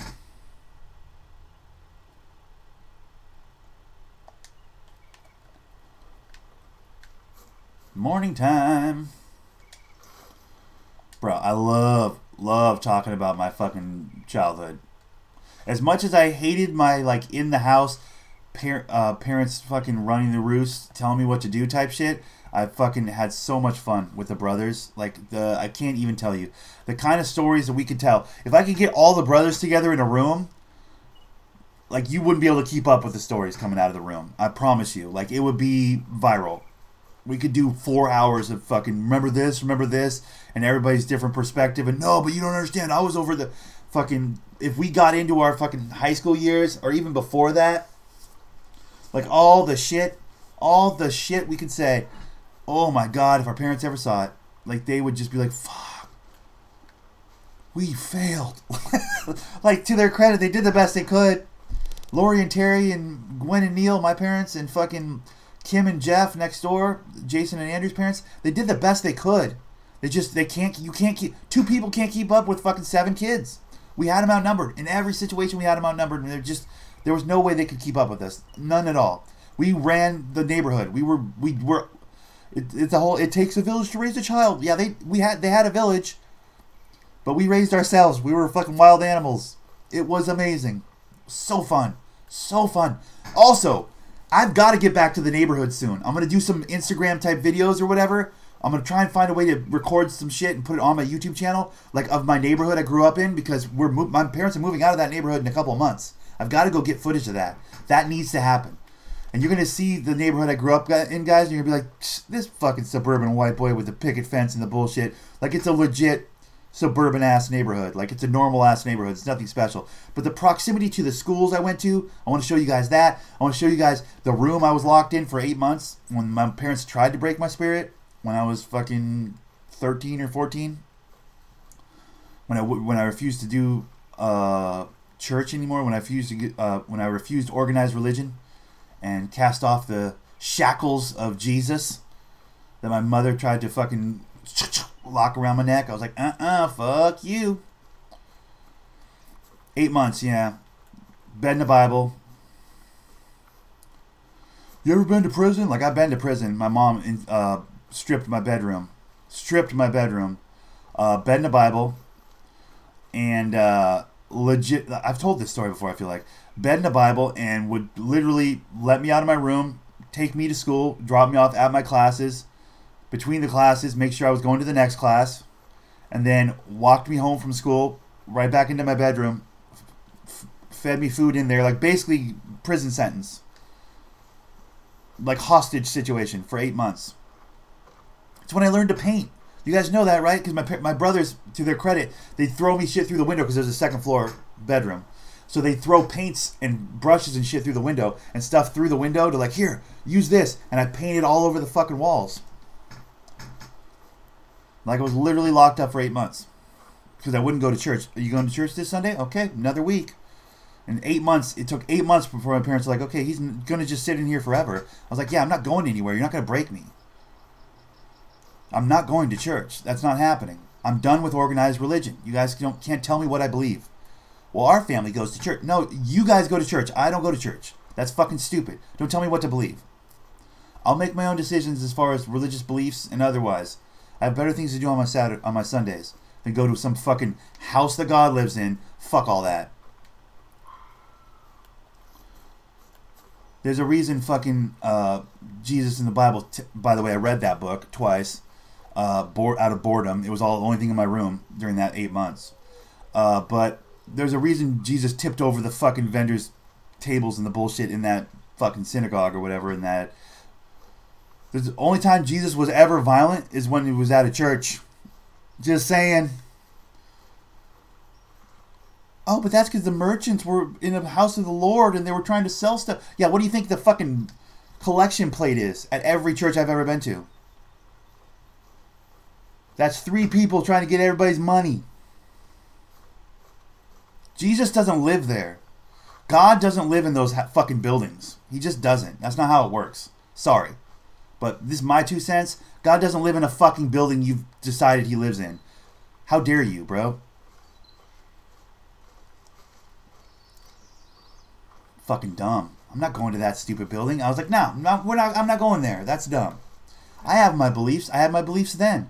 But the idea that like my parents were like, this is where we go to talk to Jesus and to talk to God. Like, oh, okay, yeah, you guys have fun with that. I'm not going there. Hard time. Like, hard time. Yeah, at the temple. Yeah, exactly, Nim. You know. He got violent. Jesus, Captain fucking Kumbaya with the sandals, got ruckus and started turning tables over and losing his cool. The only time he ever did that is when motherfuckers are trying to make money in the house of the Lord. Well, guess what? Every house of the Lord I've ever motherfucking been to passes a collection plate. So, tell me that's not trying to make money in the house of the Lord right there. So there you go. Fuck your whole system and your goddamn building that Jesus and God lives in. God lives in this building and this is where we speak to him. Okay. Or this is where 3 of you motherfuckers run your long con and take all the people in the congregation's money and live like fucking kings in your Cadillacs and your nice houses. Tax free, you fucks.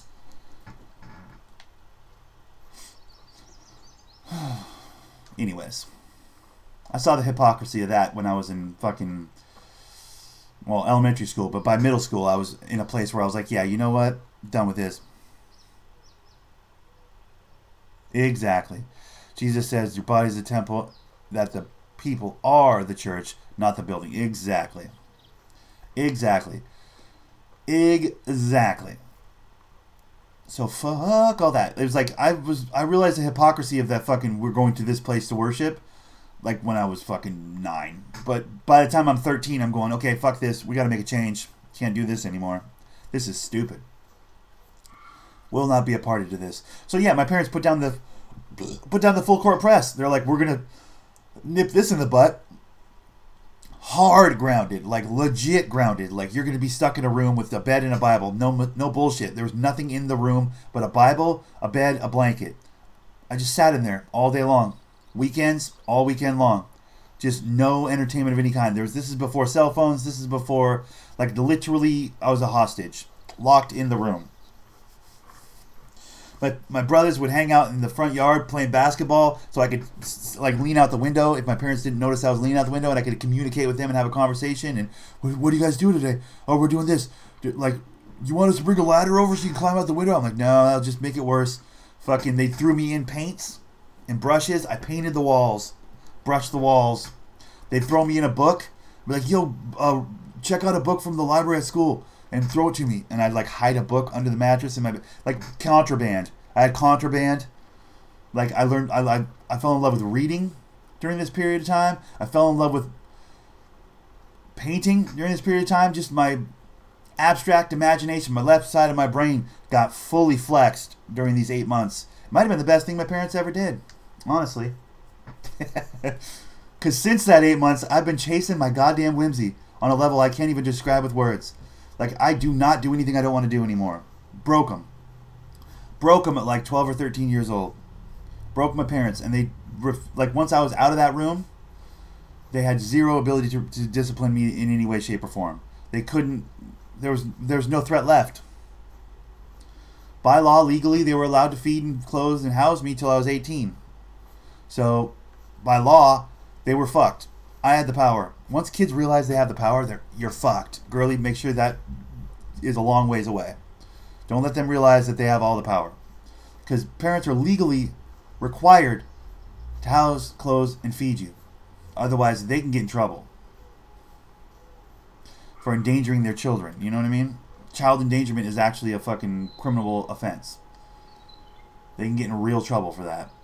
So, that's important to know, kids. You literally have the power.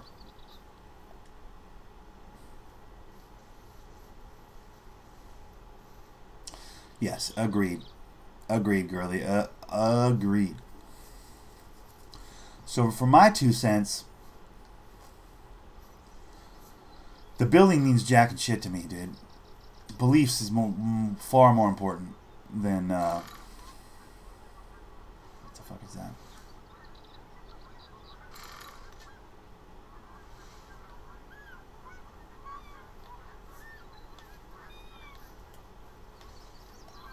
I've been just on a wander, straight rambling for like an hour, haven't I?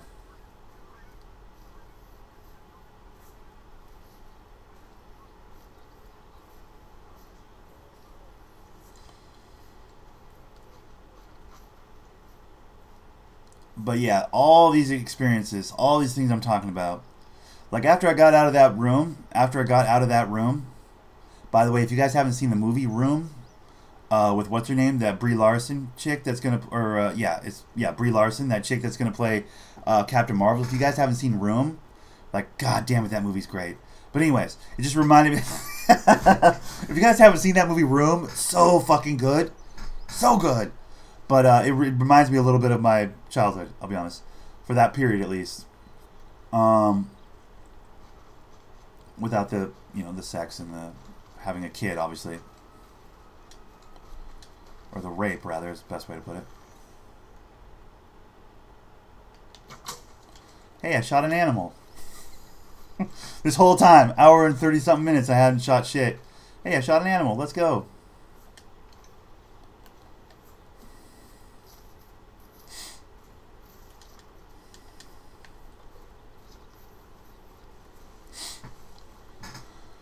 But, yeah, after I got out of that room, it was ruckus. It was wild. It was fucking, now I'm going to do whatever the fuck I want. Drugs. Fucking staying out all night. Goddamn thugging with the homies. All that shit. Women, to a lesser degree. Wasn't really a cocksman. I'm going to be honest with you. Was never really a cocksman. Had a real issue with pulling the trigger. I had plenty of girls interested, promise you. I was a charming motherfucker, dude. And I was living wild. Living wild in a way that was fucking catnip to these bitches. Catnip to these bitches in high school. Like, I was living wild. I was living the right way. This is the grunge days, guys. This was the late 90s. So, living wild was all you needed to do to attract the attention of all the bitches. For real, for real, for real. I promise you. But was not a trigger puller.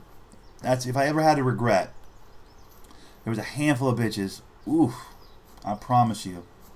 Handful of lovely ladies that I could have legit pulled the trigger on, that circumstance or confidence or whatever the fuck I didn't actually pull the trigger on. That, oof, that's the only regrets I have in life.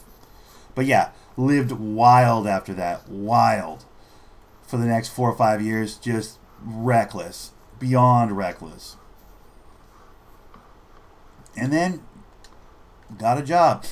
Credit to my older brother Josh, who I would love to have on a video at some point. I need to get back a hold of him. He's my favorite brother. We share a brain, left brains, unapologetic left brains, me and Josh.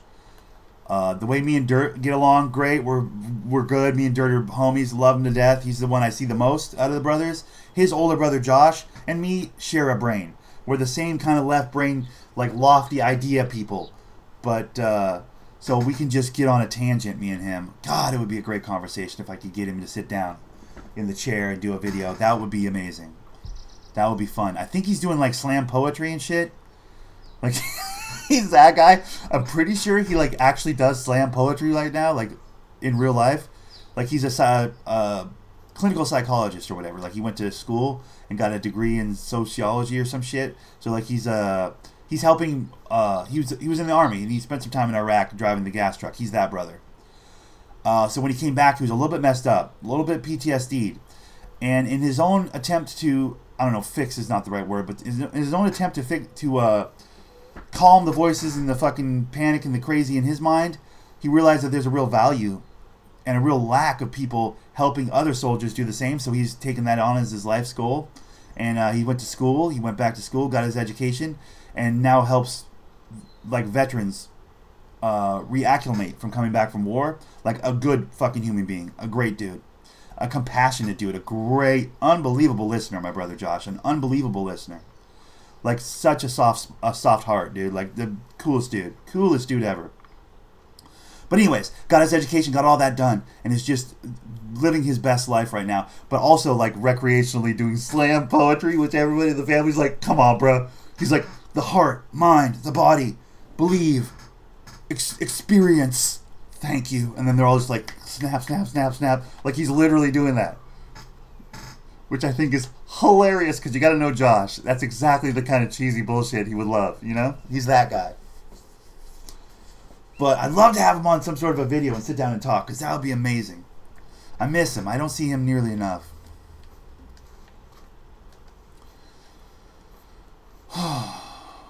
But anyways. Fuck, I wouldn't mind having my brother Grill on a video. I wouldn't mind having my brother Grill on a video. Me and Philip have not spoken in 12, 15 years. That would be an interesting video. That would be a weird one. That one would be uncomfortable for me, but will probably be a good video, to be honest. I haven't spoken to him in 12 to 15, like probably 15 years, 12 years. He's just such a little shithead. Like, he took the reckless and the wild that we all had in high school. Here's the problem. When we were all wilding out at our very worst, he's the youngest. So when me and Dirt and Josh and Greg and Jason and everybody, the upper end of the fucking brothers, were all wilding out as hard as possible, he was at that oh so formative 11 to 13 years old age, right? So he saw that and imprinted on that, and still, he's like, well into his 30s, he's still fucking acting a fool. Like, with kids, still acting like an asshole. So he's tough for me to be around because he's like, bro, at some point you got to put that shit away and start being a productive member of society. Like, it's all well and good to be wilding the fuck out. It's fun. It's good. It's a happy time. It makes for an exciting fucking storytelling experience down the road once you get your shit together. But eventually you got to get your shit together.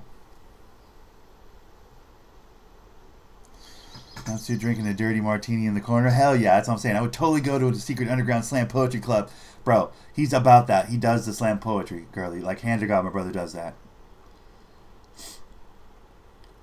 But me and my brother Grill, or Phil, we call him Grill, do not get along. Oil and water. We can't be in the same room together. It ends violently. Because get your shit together. You got kids. Like, get your shit together. And he's still a fuck up. He might not be a fuck up anymore, actually. It's been a while since I've heard anything about him. He might be getting his shit together. I don't know. He's probably like mid-30s now.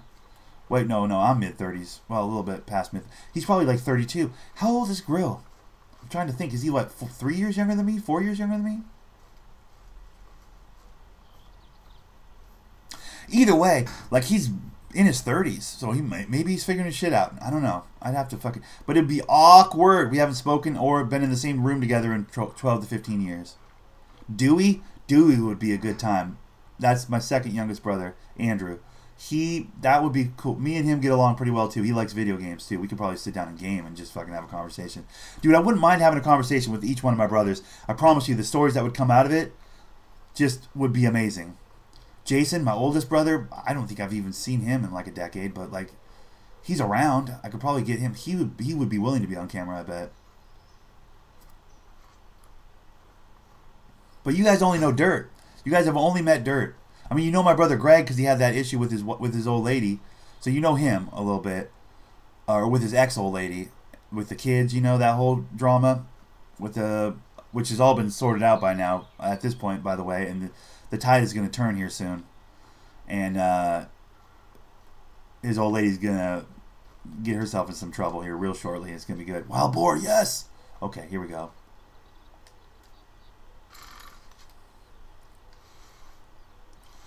But yeah, dude, I have so many opportunities, I have so many brothers, so many hours of content available to me if I could get my brothers into a room and sit down. Greg, the brother that I needed the donations. Remember when I was pushing for donations a couple of months ago? Because Greg was trying to get his legal fees in order because his old lady, his ex-wife was trying to take the girls out of state. Remember that whole thing? Like, turns out Greg paid back that $20,000 or whatever, better part of that $20,000 just by grinding away in family loans and stuff. And now they've had a couple of court appearances without going into too much detail. I don't want to get too much into his personal information and stuff, but he went to court. Judge said, man, you've really done everything you can here. He goes, I'm doing everything I can, Your Honor. And he goes, and then after that, there was a second appearance in court they had to have, and she flaked. And the judge's like, why did she flake? And Greg goes, well, because she's in fucking Utah. Or she like went to the Bahamas or Mexico or some shit. This ex-wife like left the country or some shit. And the judge's like, why did she leave the country? He's like, because this is what she does, Your Honor. We have examples of that here, and here. And my fear is that she'll do the same with my kids and And Your Honor, I just paid back all this money. Like, it looks like it's starting to turn his way. Like, the courts are going, well, this is interesting. Why is she doing this? Why is she doing this? And Greg's going, yeah, exactly. This is what I've been saying for a while. So it looks like her shit's coming back to roost, you know? Like, it's all going sideways for her, which is awesome. Because Judge puts an unreasonable fucking expectation on my brother, and my brother goes, Marine motherfucker, happy to do it, running through the walls. Like, there you go, Your Honor. And he's like, and the court's going, wow, look at this. He just ran through 12 walls for his kids. And then on the other end, this girl's going, I'm getting stressed out. I need to go to Mexico. But you have 5 fucking kids. You don't get to go to Mexico. The court's going, why are you going to Mexico? You have 5 fucking kids. So it's kind of working out now. It's good. Like, which we all knew. Everybody in the family knew. Like, just give Greg any amount of time. You don't understand. He's an Andress. We fucking grind. You're not going to win. It's a chess game, and she's playing checkers.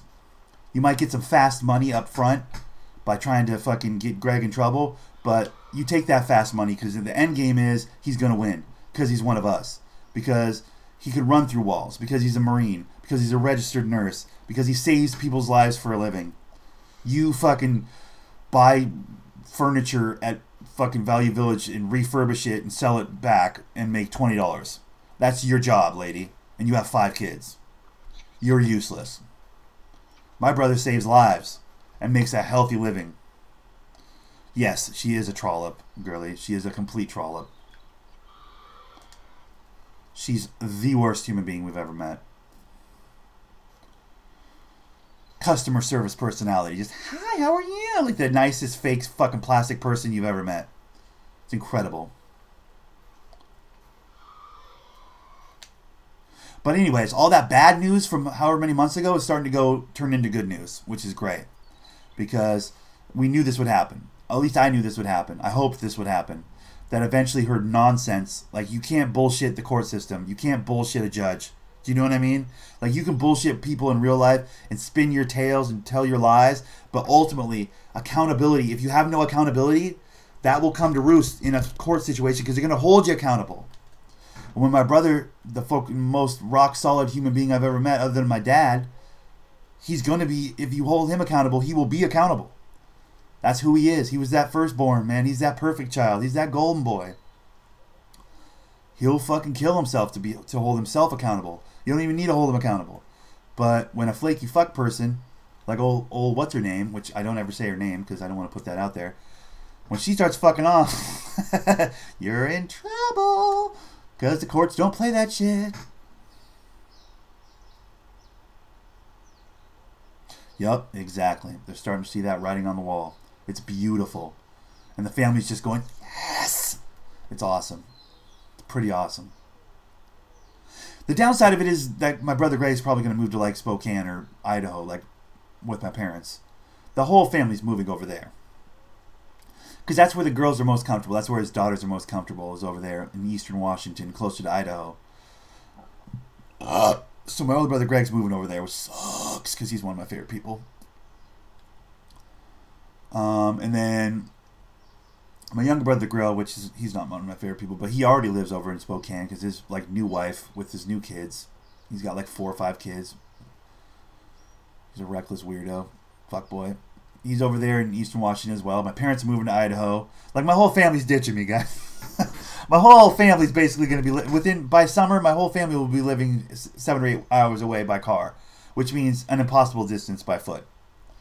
So I'm getting ditched. The only person I got left over here on this side of the fucking mountains of Washington.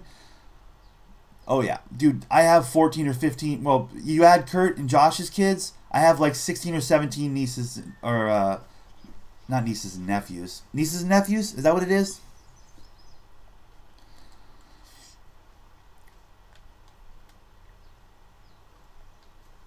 Oh, I definitely learn by observation, yeah. I don't put my toe into the water till I have all the information.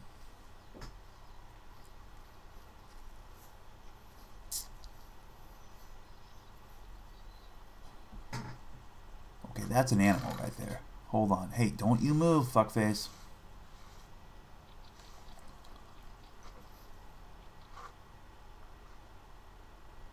Oh, hello.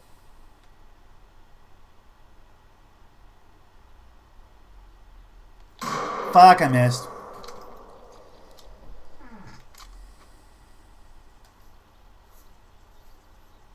There's another one. Perfect. Oh, that one. Ah, oh, son of a bitch. No, hold still. That's a good shot. That was a hit. The other one I missed, but that one was a hit. Ironically, way less fucking area to hit.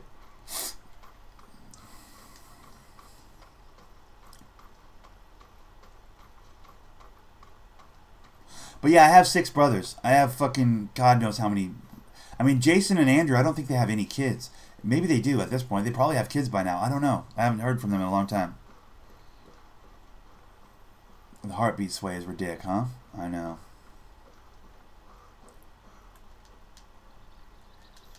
Non-vital? What?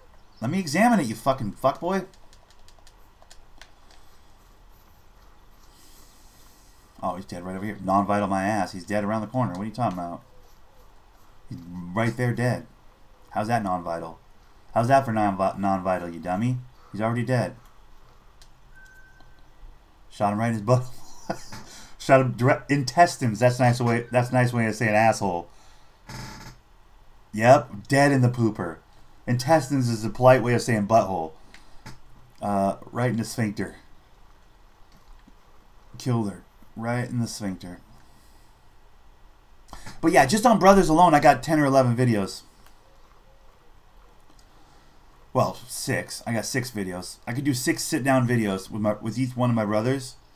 And, well, I've already done dirt videos, so 5. I could do 5 strong, like, real, like, just chatting with Thundernick type videos. That would be very entertaining. I promise you they would. They'd be very entertaining. You're damn right. Or it knocked her front teeth out.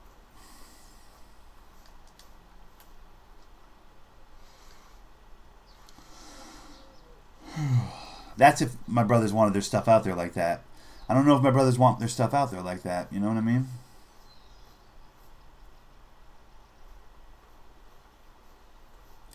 It's very interesting. Hell, I'd like to have a sit down with my dad. I don't know how forthcoming he'd be. giving these on the internet, you know, like my dad's a private person, but he's kind of okay on camera. My mom's not gonna be on camera. She's not into that. I'm going back to sleep. All right, Nimrod, go back to sleep, buddy. Appreciate you. Thanks for stopping by, my dude. Like, it just seems exploitive, though, to me. I'll have a good one. Later, Nimrod. Have a good one, buddy. It feels exploitive to me to, like, I gotta get all my family members to be on my YouTube channel. Like, but honestly, that could be good content. It's all good content. That's the thing.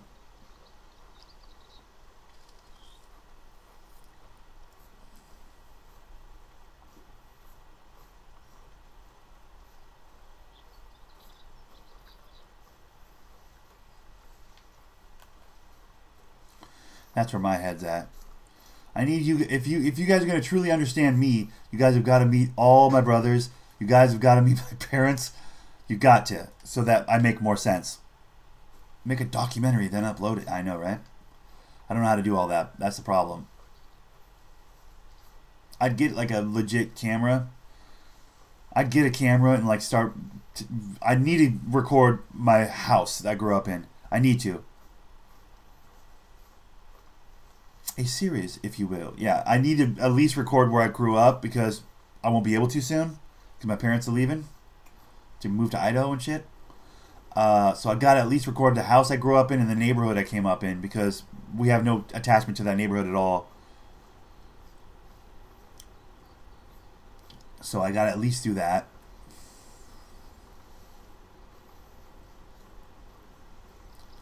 Because it's valuable. That's valuable to me. Having that just for myself, recording that house, because once they fucking sell it, like it's not like I can go, hey, I grew up here, let me walk around your house. I mean, you can, people do that, but I would never do that.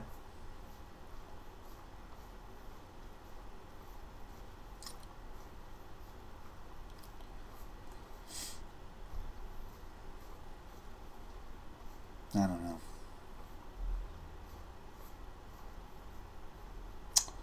I just don't know.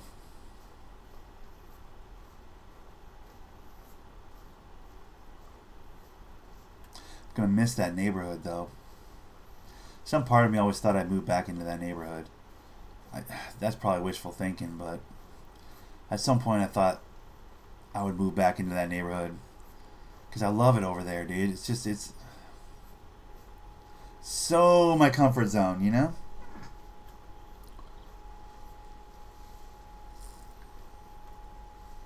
The proximity to all three schools, like within 2-3 blocks, elementary school, middle school, high school, all right there within like 3 or 4 blocks of the house.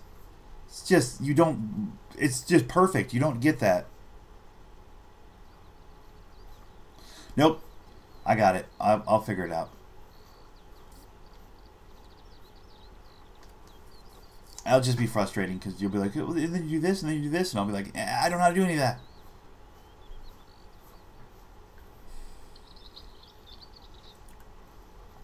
I'm going to have to take a class.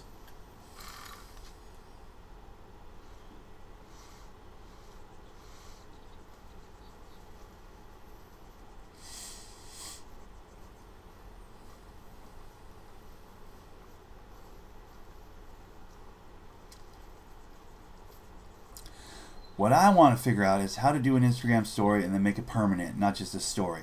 You know what I mean? That's what I want to figure out how to do, because then it's easy. Then I just go, Instagram, done. That way I keep Thundernick plays games about gaming, and I can do like Instagram stories and real life shit on Insta. That could be like real life shit. That way church and state, you know, keep them separate.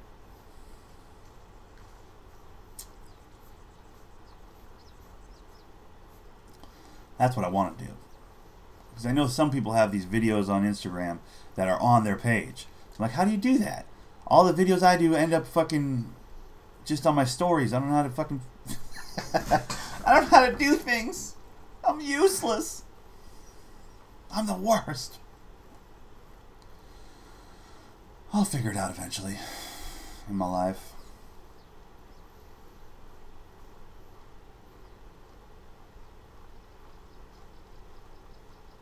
I'm going to get my friend Rue into it. That's what I'm going to do.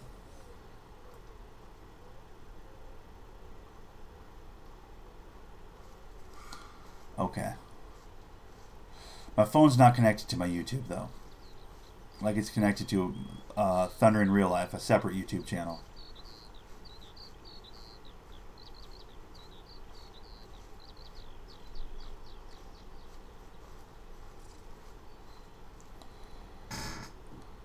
You've been busy watching the Combine? Well, that's a waste of however much time. Division 2 was The Division. It's The Division all over again. It's just with like a different map. Which is fine. I think I'm probably going to get it. I'm probably going to pick it up when I have a chance. Ooh, they're over there. Pigs. Pigs.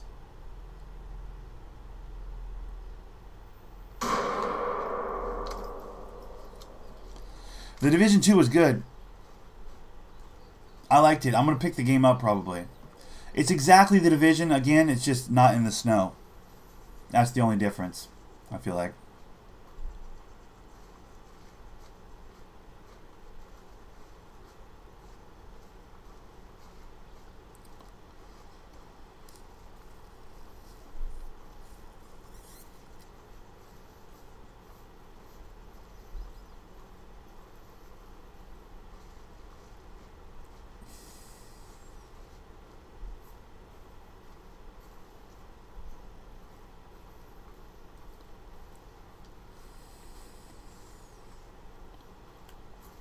Did I hit that Warthog?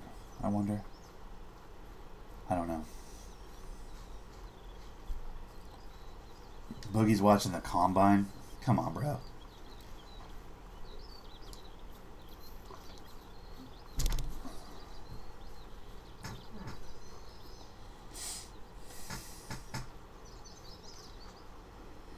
Who gives a shit about football anymore? I guess most of the country. I guess most of the country. But just fuck that. Football's the worst.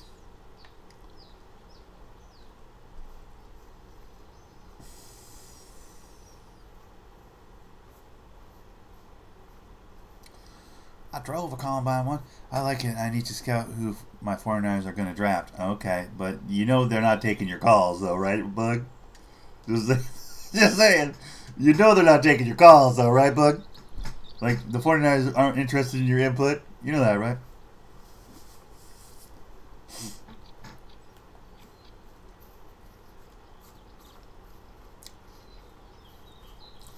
Piggy, piggy, piggy, piggy, piggy, piggy, piggy.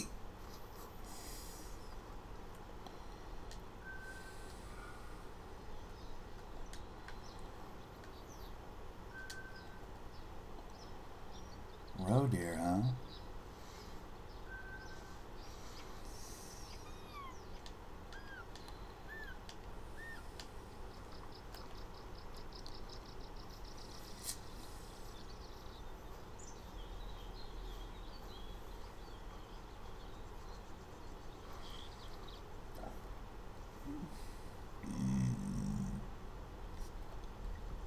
Bug, you ain't part of the 49ers fucking scouting program, okay? So, I don't know what to think you're doing, bro. I'm just giving you shit. If the NBA had any kind of combine, they kind of do, I guess. I pay pretty close attention to the Summer League, so I guess I get what you're doing. Just, I don't get why people like football. I don't understand. Bunch of grown men in fake armor hugging each other. I don't get it.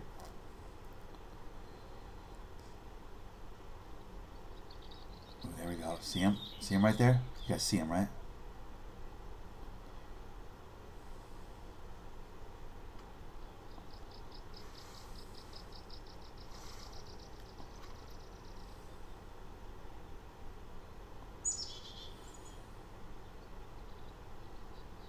Oh, I definitely don't play DraftKings now. I don't gamble on basketball. I love basketball too much to ever put a monetary value on it. The value of basketball is the entertainment value, and that's it. I've never felt the need to gamble on anything like that, bro. I feel like it cheapens it. I'll be honest with you.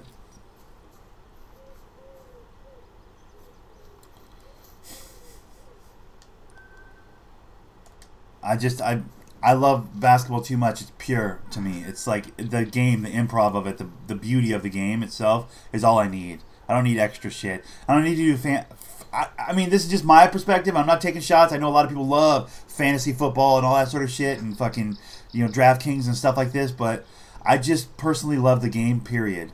I don't need the extra bells and whistles. I don't need to be personally invested in certain players and watching their stats and, oh, I beat my friend because my 17 players or whatever, my lineup's so good for this week that I'm going to, I don't need that extra stuff to enjoy the sport. I'll just watch basketball because I love basketball. Period.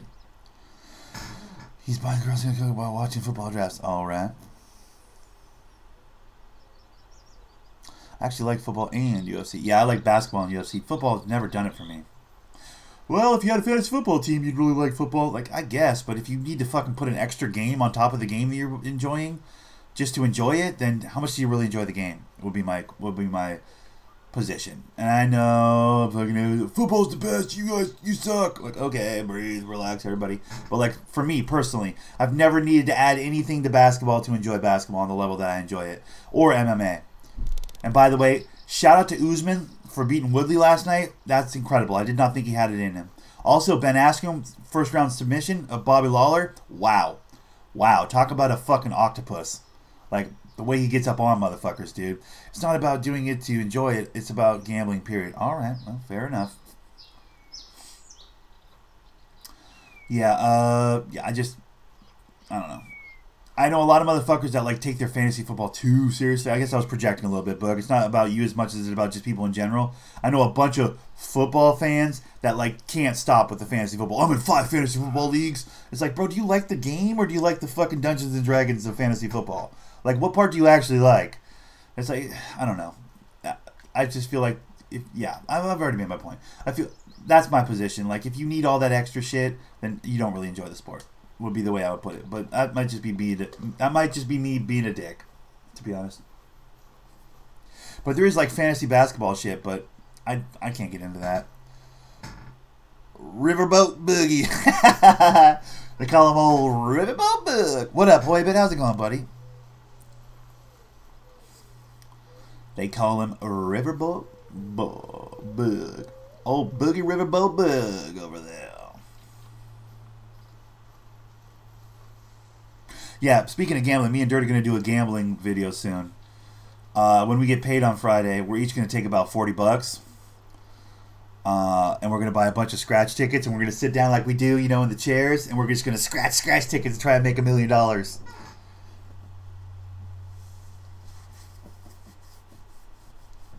It's going to be hype. I'm pretty excited about it.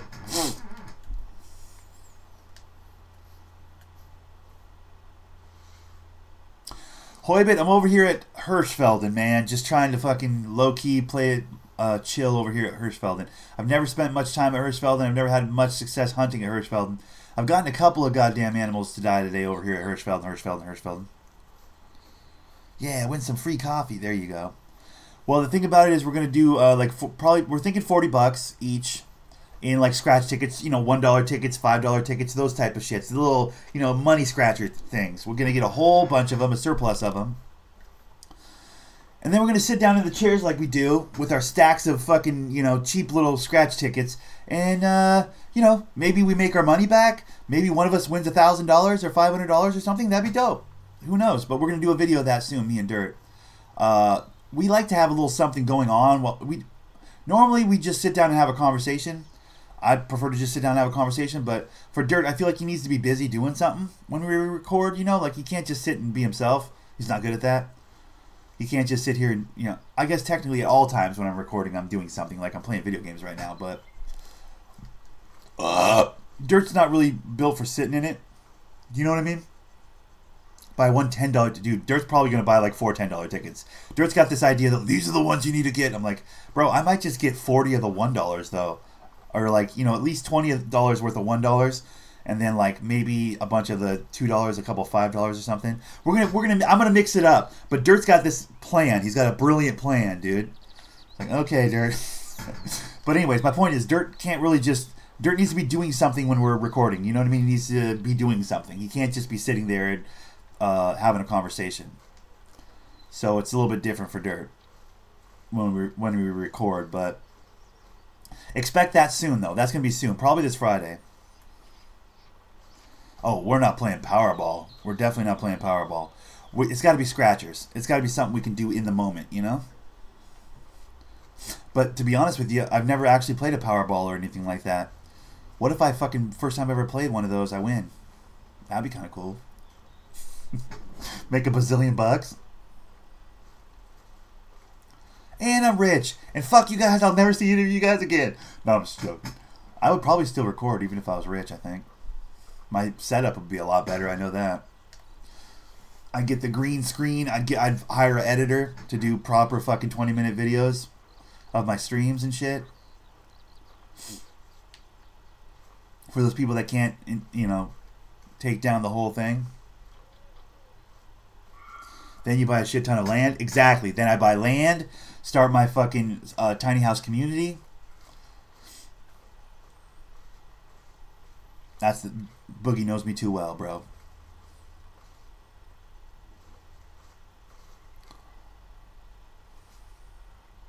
Bison on the left side of the map in the middle? Okay. Like in here? In this area?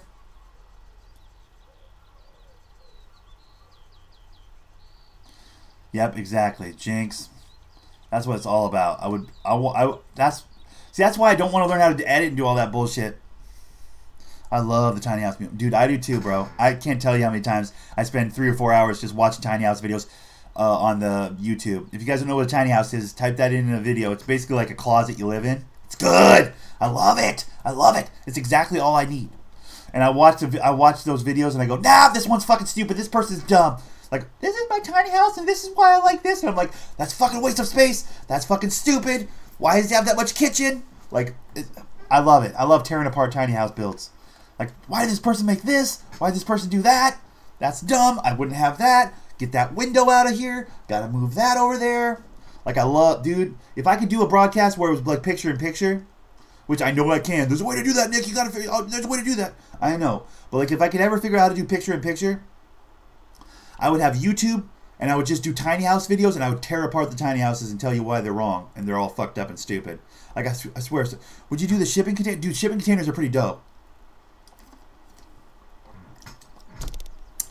I wish I could show you because I have a handful of like favorited videos of tiny houses that I really like. But I'd want a back kitchen. I'd want a back wall kitchen with the doorway by the kitchen. And then I'd want a dual loft because one loft's got to be storage, the other loft's where I sleep.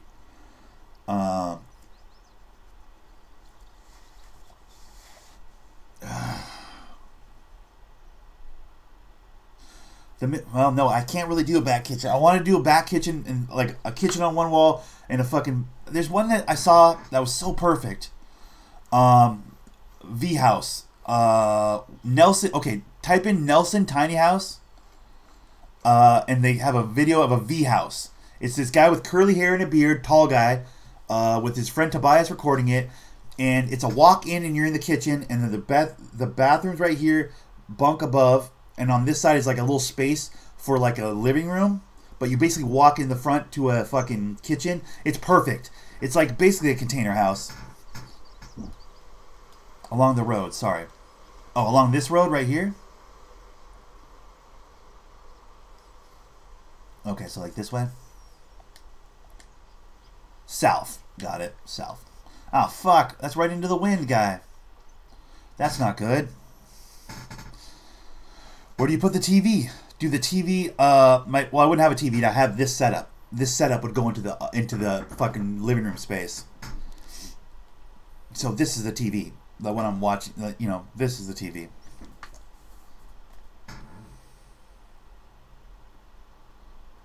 To the outdoors. Yeah, well, you could do that. I mean, when you see that, here's the thing, guys. Type in Nelson tiny houses.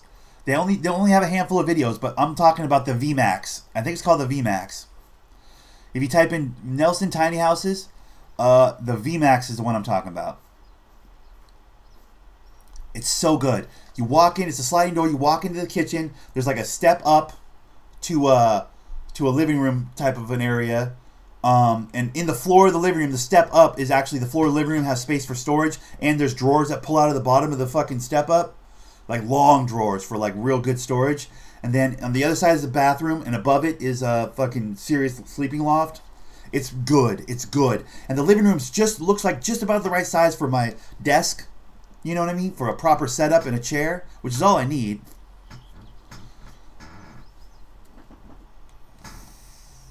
I'm getting a tiny house, but here's the thing. It's I have the money right now to purchase a tiny house. I have my 401k and I can borrow from it because I've got the amount of years at my job that I can actually borrow from my 401k. I could technically buy a tiny house today. Problem is, where the fuck do I put it? I have the money for the tiny house. I don't have the money for a piece of land to put the tiny house on. Until I can get the piece of land to put the tiny house on in the area here where I can still get to work reasonably, I can't get my tiny house. But it is my bucket list. It's literally what I'm going to get. I promise you, that's my end game is a tiny house. I want one so bad. It's the entirety of my bucket list. That's what I want. That's what I want. I mean, I'd love to go to Detroit and go and catch a Pistons game. That's on my bucket list for sure. But southwest corner, okay. Southwest corner, like in here. Right, that's southwest. Yeah. Okay. But yeah, the entirety of my bucket list is like catch a Detroit Pistons game in Detroit. My dad has so much land, and it's very far away. 2 hours, no, sorry, 4 or 5 hours by car. He's got 20 acres in, like outside of Chelan.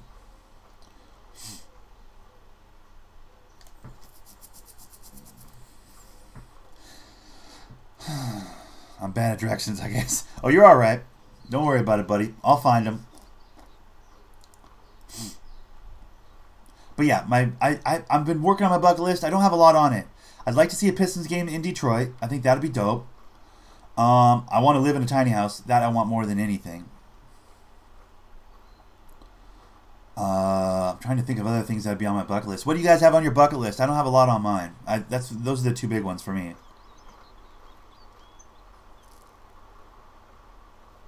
Oh, I'm definitely doing composting toilet, dude. Solar panels are hit and miss. It just depends on where you've got your land. If you don't have direct sunlight, solar panels don't really do the kind of work you'd expect them to do. I'd rather have a sewer system and plug into the electrics, dude. To be honest, like, because I don't mind having a PUD bill. Do you know what I mean? I'm not trying to live bill free, like crazy. I'm not trying to be super crazy bill free, you know. Plus the solar, like it feels like you got to know what you're doing with that, you know.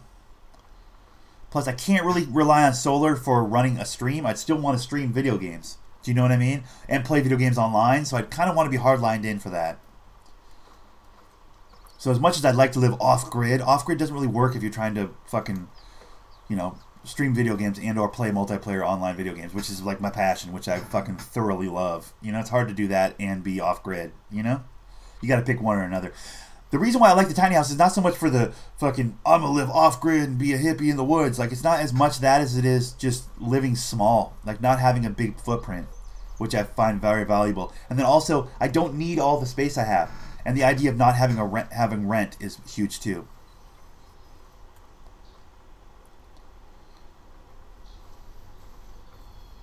Silver Fox wants to live on narrow boat. Oh, cool. Like a houseboat? You talking about houseboat living? Oh, Fox, that'd be cool. Houseboat would be pretty dope, too. Houseboat would be pretty sick, because then you could fucking take it places, you know? Although most houseboats are in, like, lakes and stuff, right? More than, like, in the ocean. Hard to have a houseboat in the ocean, because the waves will fuck your house up. I think, right? Isn't that generally the thing?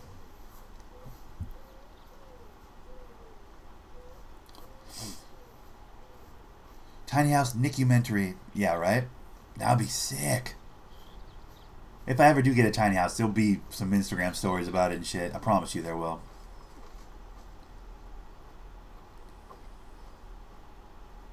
But yeah, I like the idea of living very small. I really do. I like the idea of like being compact. Like, I don't need a lot of space for extra bullshit. I don't want fucking 3 stories and 5 bedrooms, and I can't. I just can't. Glass house under the ocean, like the house off PlayStation Home back in the day. I don't remember which one you're talking about. We have canals. That's true. Silver Fox is in England. He's got canals. I'd love to get a decent livable camper and hit the road. Yeah, fuck yeah. A little RV living, Hoybit. That'd be dope. Bro, that's another thing for me as well. Boy, but that's interesting. Travel. A little bit of travel would be fucking pretty cool. Yeah, you don't need all the fluff. I don't need all the fluff either, bro. I feel you on that, bug. That's what I'm talking about, bro. Like, that's a part of the tiny house that I like. Is like it's all just narrow boats are pretty neat. Nice. I'll have to look into narrow boats. Is it kind of like what Duncan MacLeod was from the television show Highlander? Do you remember the television show Highlander? Is it kind of what Duncan MacLeod lived on? Like that kind of boat, right?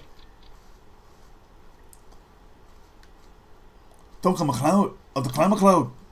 Remember that show? Highlander? Do you guys watch that show? We had the swords and they were immortal and they chop each other's heads off. You know, and the lightning. And they take each other's power. Do you remember this show? You guys remember this show, right? I'm not the only one that watched Highlander. That show was dope. Like he lived on a narrow boat, right? In the ravine or whatever, I feel like. I could be wrong. Not the ravine, but like in the canals. Am I totally off base here? I feel like that's pretty much what you're talking about. I could be wrong. Somebody Google that. Somebody Google her. I like Duncan MacLeod or Clan MacLeod, the television show version of the Highlander. They like legitimately lived on like a houseboat in a canal. I'm 90%, 100%. Duncan MacLeod was the only MacLeod accountant. Fair enough, dude. Yeah, that show was super dope, by the way. I really, really like. That's a kind of a nerd show, but I really fucking liked that show when I was coming up. The whole sword thing, and he had the dopest sword. All these people he'd end up fighting episode to episode all had these stupid fucking swords. His was like a dope ass like ivory handled ninja sword, dude. I was like, what? Full samurai style. His sword was so sick. Everybody else's sword was all bullshit, dude. His was so dope.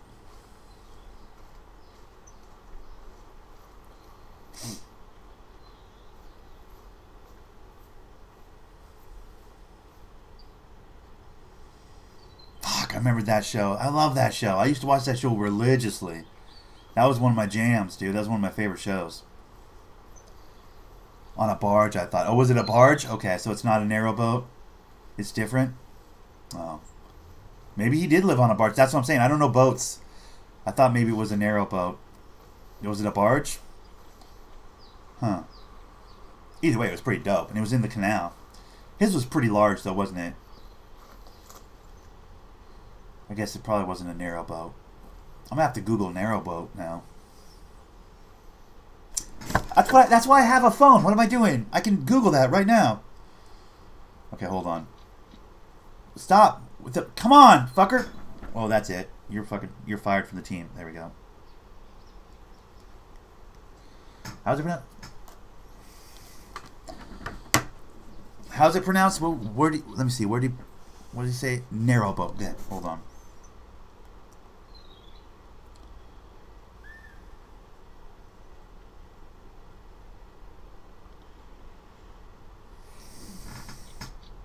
Is it all one word? He has it all one word. Narrow boat. Images. Oh, that's dope! Okay, yeah, that's not quite... Yep, okay, that's not quite what... Dude, that's sick looking. Like this.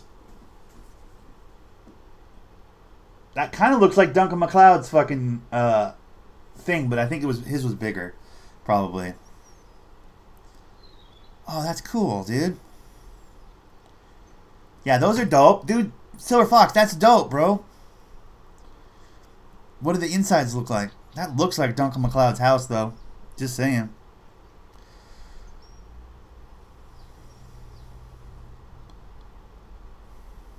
Sorry, I'm in my own head right now on this shit, but inside, what do the insides look like? A narrowboat or narrowboat is that's the same thing. Is a boat of a distinctive design made to fit the narrow canals of the United Kingdom. A narrowboat must be under 7 feet wide. The maximum length is 72 feet. Anything wider or longer will be unable to navigate most of the British canal network. Oh, bro. Yeah, so this is a tiny house, but a boat. How did that show end? I don't remember. I don't remember, Bug. I really don't remember. Bro, it's a tiny house, but it's a boat. Yeah, so we're talking about the same thing, Fox. We're talking about the very same thing. It's just this one is a boat version of a tiny house. Yeah, I want the land version of a narrow boat. Is basically what we're talking about. Yeah, we're talking about the very same thing, Fox. That's awesome. Yeah, I want the land version of that. Because there's a certain amount of size and width and depth that a tiny house falls into as well. Like if it gets too big, it doesn't count as a tiny house anymore. But yeah, I'm with you. I'm right there with you, Fox. I want the same thing, dude. Insides are dope, dude. There was a video, I just didn't want to be all, oh, let me stare at my phone for 20 minutes. Like, but there was a video. I'm going to look at that video later. I saw the kitchen portion of it. It looks pretty sick. But yeah, I'm into it. That shit's dope.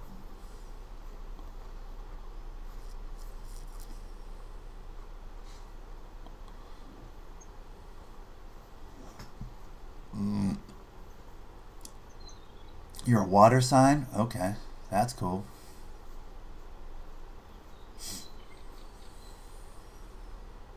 Dude, I'm into that shit though, bro. Like wish fulfillment, like bucket list, like things I need to do before I'm done with this life. Tiny house is on my list. Pistons game in Detroit would be pretty cool. I'll be honest, that'd be pretty fucking dope. But definitely, I need to live in a tiny house. That's important.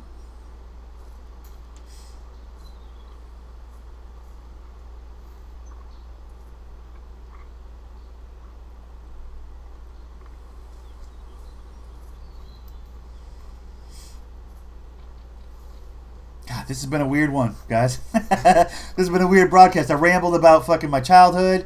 I rambled about tiny houses. Talk shit about football.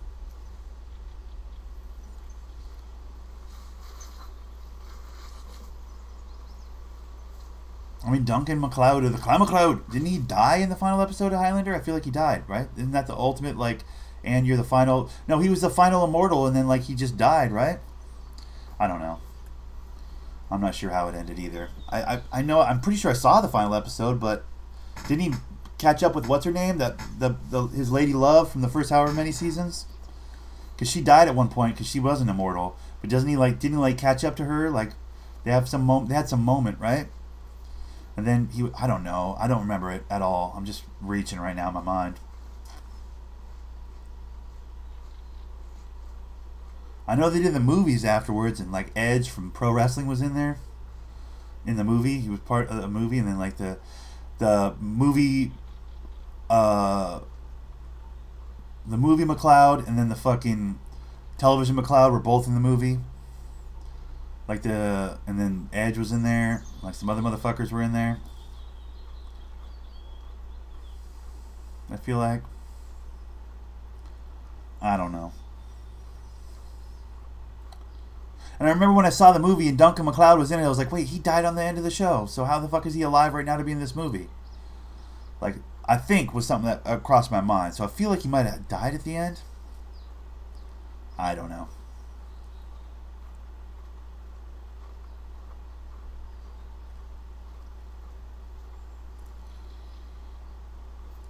Dawson's Creek.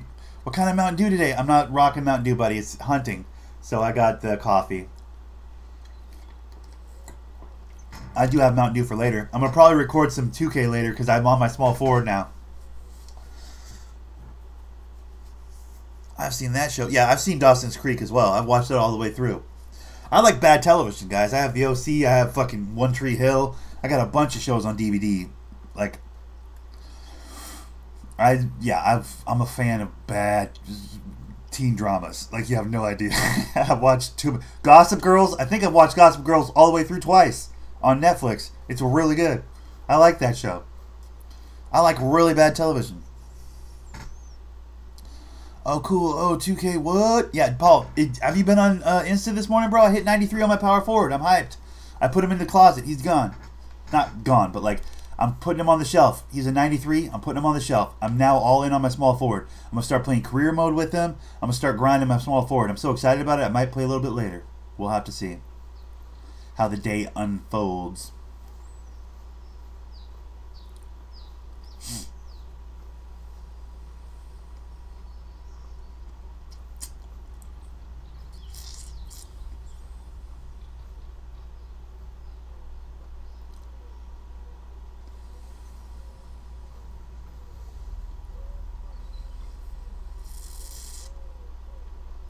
going to be cool to be all in on my small forward, though, because he's in Detroit. Pistons. Detroit versus everybody. Holla at your boy. I'm pretty hyped about it. Yeah, buddy. 93, dude. And I'm going with the red and green now for that guy because, you know, the red in the 93 because I'm VIP as shit now, bro. So what I might do is I might start each recording of 2K from here on out just going doing the daily spin on the VIP spin because you get the you spin the VIP wheel when you're 93, right? So I might do that spin because that's better VC and shit, right? I'll start the day like doing a daily spin with my power forward on 93 and then go to my small forward to actually play the game. Fallow deer.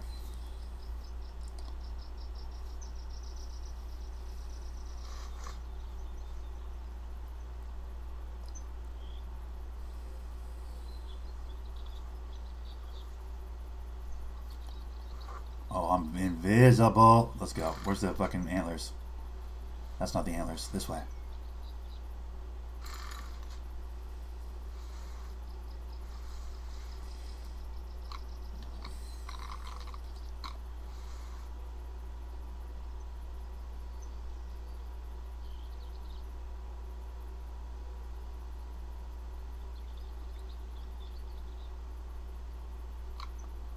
When it comes up over the hill, I'm going to have zero time to react.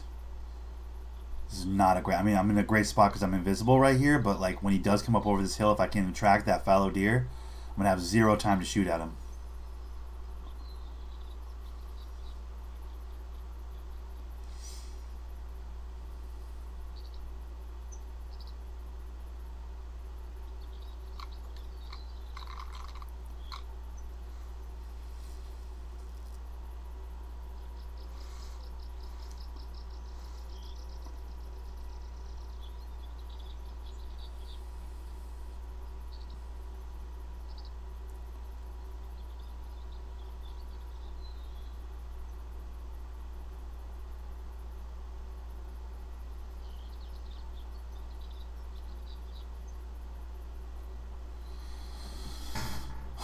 We're on one here. Come on.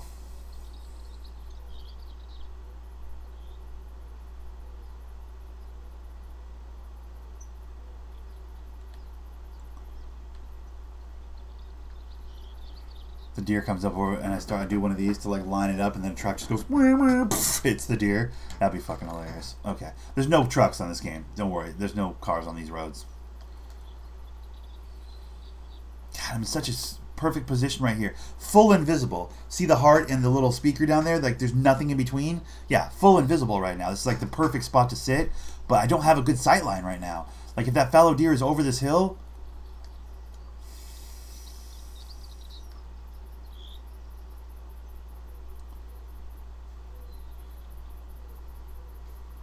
I won't be able to see it coming at all. Like because this hill's too straight down.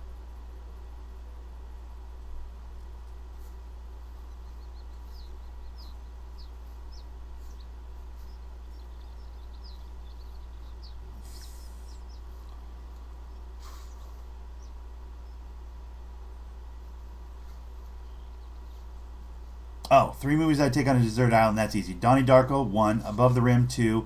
And 3 would probably be Big... I want to say Big Lebowski. But honestly, I might go Fear and Loathing in Las Vegas. Because Donnie Darko is my favorite movie of all time. Above the Rim is my favorite basketball movie of all time. My sports movie. It's so good. Above the Rim is so good. It's like a gangbanger movie / basketball movie. And I've talked about it ad nauseum, like, but the older character, like the older brother character, who's playing basketball without the ball. Oh my god, that fucking gives me goosebumps just every time, dude. Goosebumps, just I love it. And then Big Lebowski because it's hilarious, but it's also its cinematic theatrical art style is so strong, and then character, and then it's quotable. Fuck, you know what? It might be Big Lebowski or it might be Tombstone. I might put Tombstone in there. Because as far as cowboy movies, there's no better cowboy movie than Tombstone. So quotable. So many parts you look forward to as you're watching the film. Like, oh, it's about to be the part with, oh, I love this part.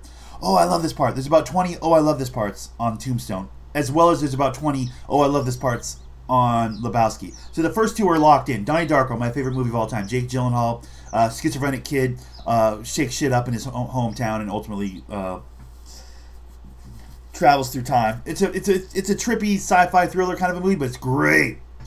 So that's automatically number one. It's my favorite movie of all time. I have 3 copies of that film on DVD. 3 copies. In case one of them gets skippy or something, you know? White Man Can't Jump, Shawshank Redemption, Rocky 1. Damn, that's a good list too. White Man Can't Jump is tough. It's tough. Because I kind of want to do White Man Can't Jump, but I think Above the Rim's a little bit better basketball-wise. Because the White Man Can't Jump is 2-on-2. At least with Above the Rim, it's like most of the games are full-court games with full teams, you know? But that's not a bad list. Shawshank is a good one. Although replay value on Shawshank, I don't know. Rocky 1 is strong, although if I'm doing a Rocky movie, I'm doing Rocky 3.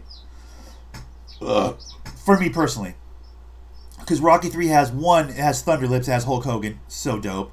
It has Rocky losing, although technically Rocky lost Rocky 1, didn't he? But it has Rocky losing a match and then winning a match, so it has 3 Rocky fights in it. You know what I mean? It has Mick dying, which is terribly sad, but like for my money, 3 is the best Rocky. It has the most going on. 3 is the best Rocky as far as how much it has going on, you know, throughout the film. All right, Girlie's got number 1, Pride and Prejudice, culture and classic literature. Okay.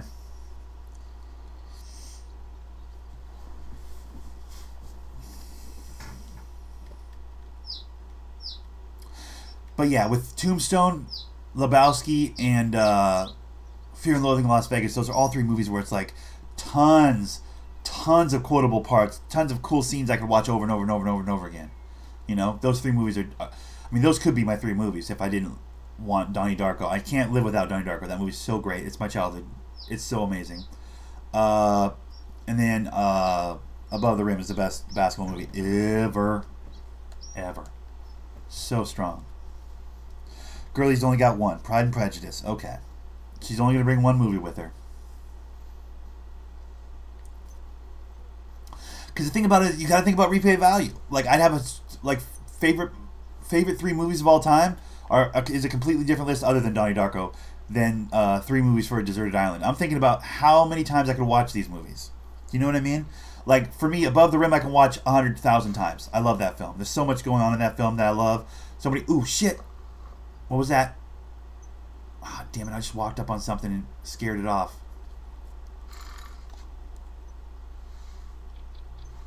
I'm thinking about replay value when I think about Above the Rim, and I'm thinking about Lebowski, Tombstone, and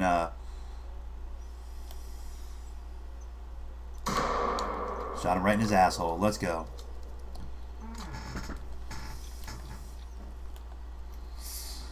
Because that's like only movies you can watch is a different list than favorite movies. Because favorite movies is completely separate other than Donnie Darko. Yeah, Castaway. Castaway is what you're thinking of, Paul. Desert Island movie, Castaway, right? Because you're like, okay, what do you do next? Okay, I'm going to try to do that today. I have to use the bathroom. I'll be right back, guys. Still waiting on Girlie to drop number 2 and number 3. She only dropped her first one.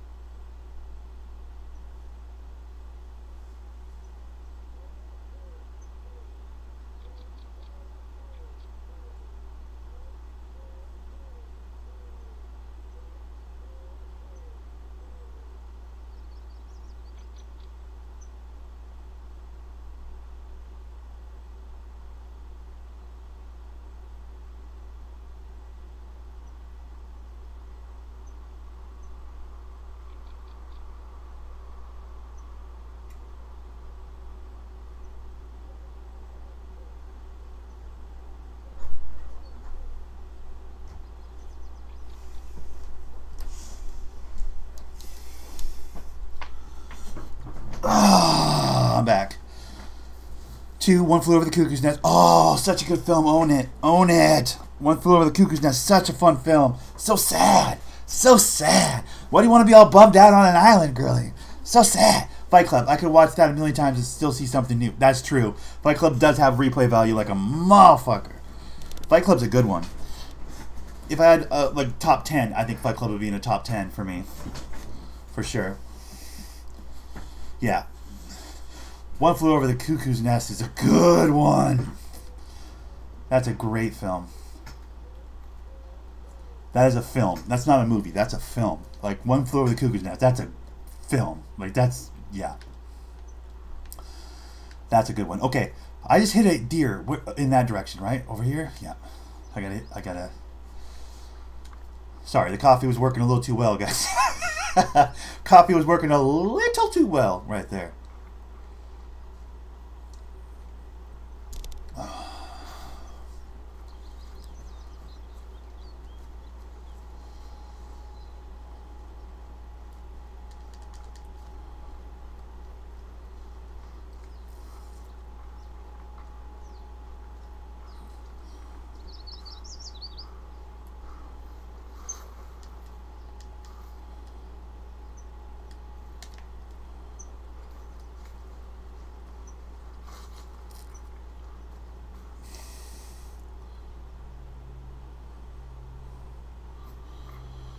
That's okay. Paul was texting while pooping yesterday. Yeah, it's true, he was.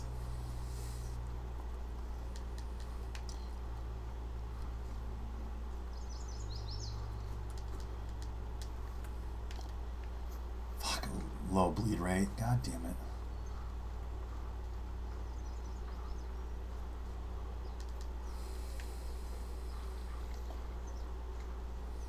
I own a cell phone, y'all.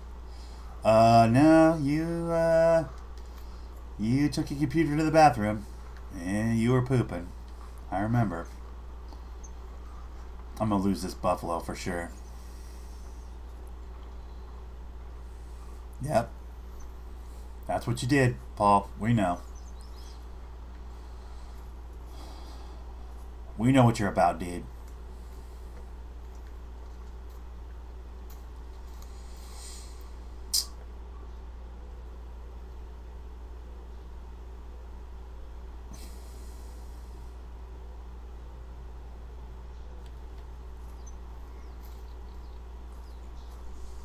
You got caught poop-handed. Yep, the poop bandits. Exactly, dude.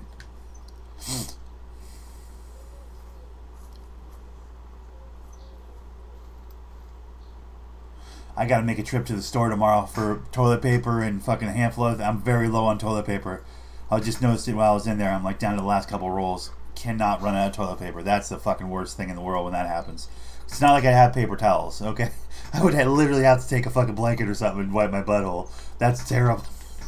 Nobody wants to wipe their butthole on a blanket that their mom made them. You know what I mean?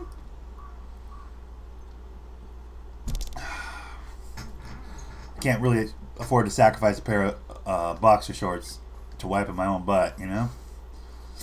So I got to do a proper run tomorrow, I think, to the grocery store. Have to tear a sleeve off your shirt. Yeah, right? Exactly. Oh shit! I like this hoodie, man. I'm not trying to. Man.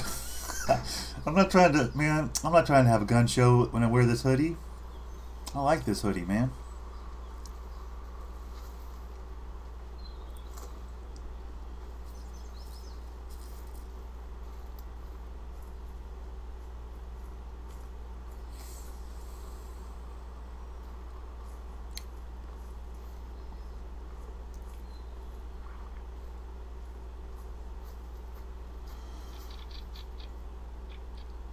Dude, where did your sleeves go? Well, here's the thing.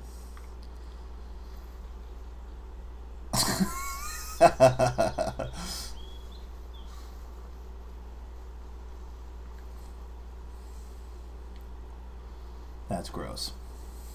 But yeah, I gotta do that. I gotta get a new card for my phone. So my phone's about out of fucking, like this, I think this is the last day today. Like, so I gotta get a new card for my phone, for more like, what do you call it? Oh shit, there he is, right, oh, right there.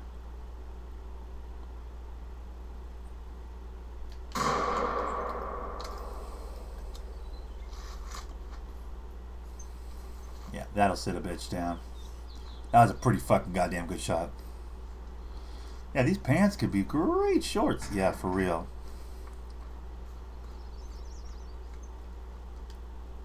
Come on, dude. Just let me... Really? No kill bonus, dude? That felt like that was a good shot. Oh, well. These guys are so picky about what constitutes a good shot and not a good shot, dude. That's a bummer.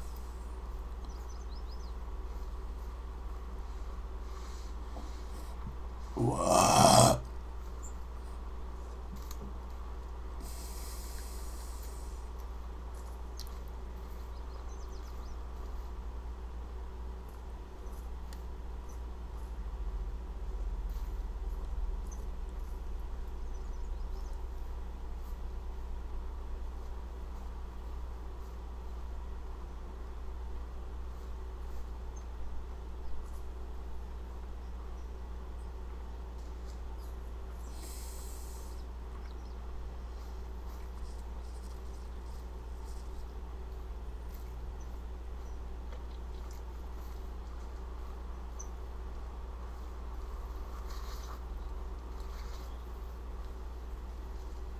Gosh, I like this game. It's weird how much I like this game.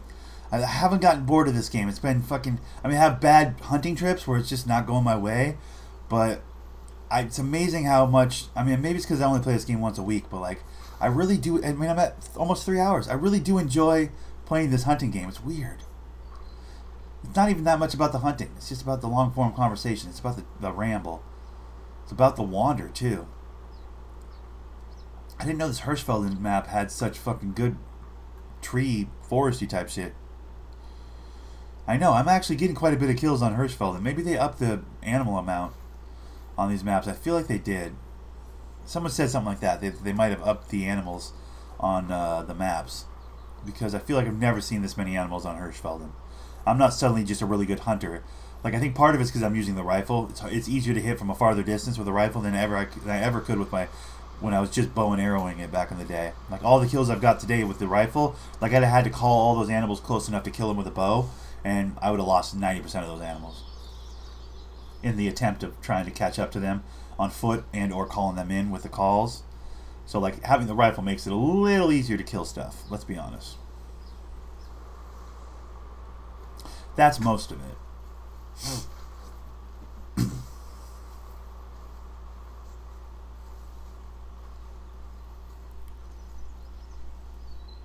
But I do also think there might be more animals on the map.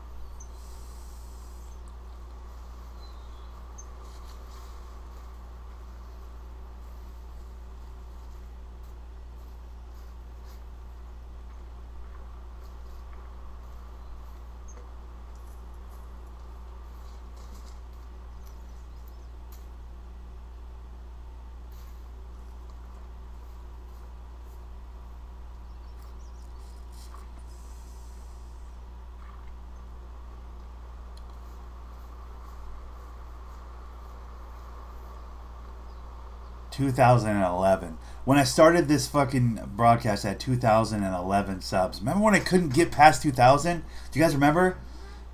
2011. Man, the come up is real, dude. I'm like legitimately past 2,000 subs now. God, it took me like 8 months to get over that 2,000 hump, and I'm finally past it. It feels great.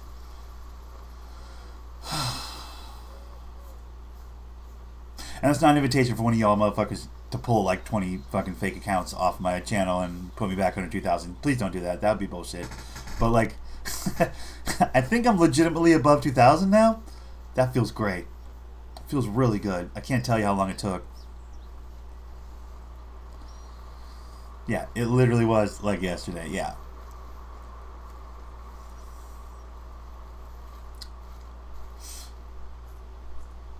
I'm just so fucking goddamn grateful, you know? You get it for real now. I remember those dirty duders who tried to hack your 2,000. Yeah, they were fucking with me on 2,000 for like a week and a half. I got all fucking butthurt.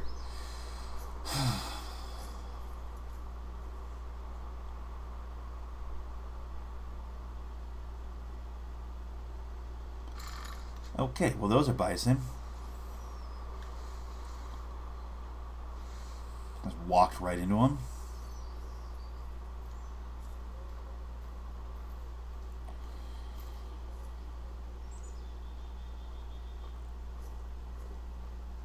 It was an epiphanous moment though when that happened. It like made me realize that like it's not about giant celebrations at the marks, at the milestones. Milestones are important, and like putting some words on those. Oh shit, putting some words on those milestones is important, but they're not the whole reason I'm doing this. Like, so that was kind of a good thing and a bad thing what happened there.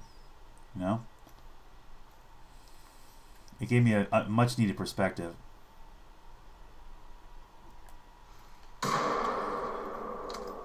That's a hit.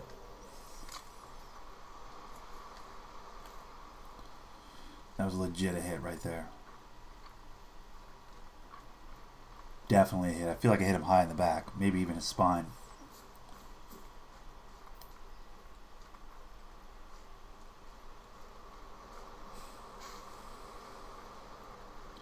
Ooh, that one's trapped against the fucking tree right there. God damn it.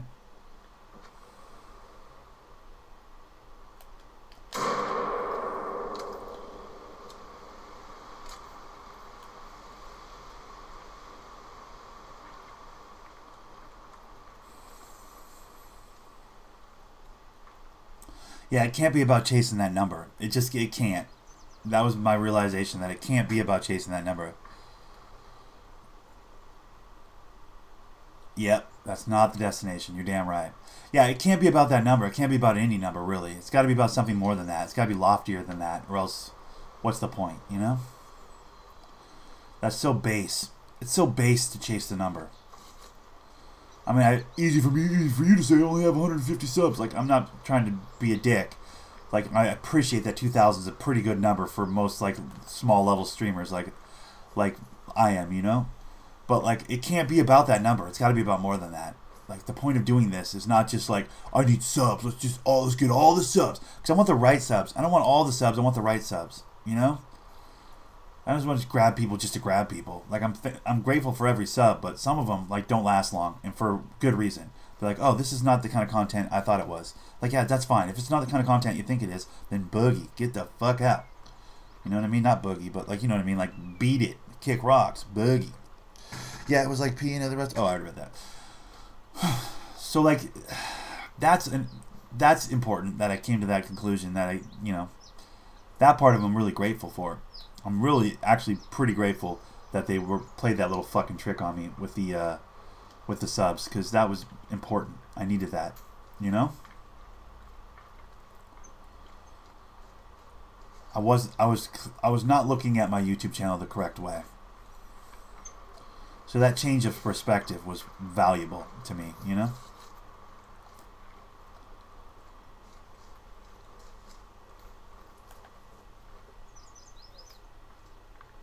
That being said, 3,000 guys, here we come. You know what I mean? 3,000.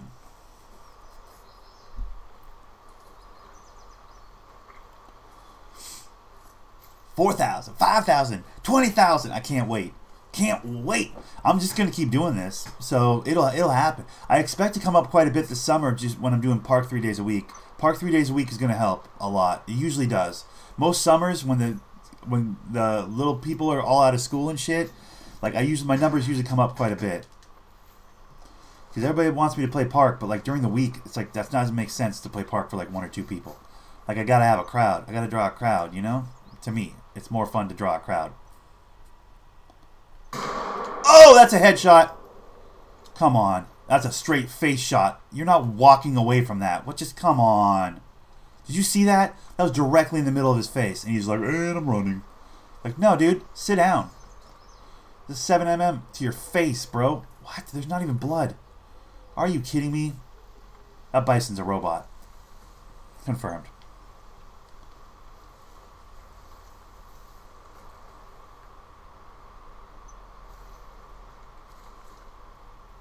I shot that dude in the face. Oh, there's blood right there. Okay.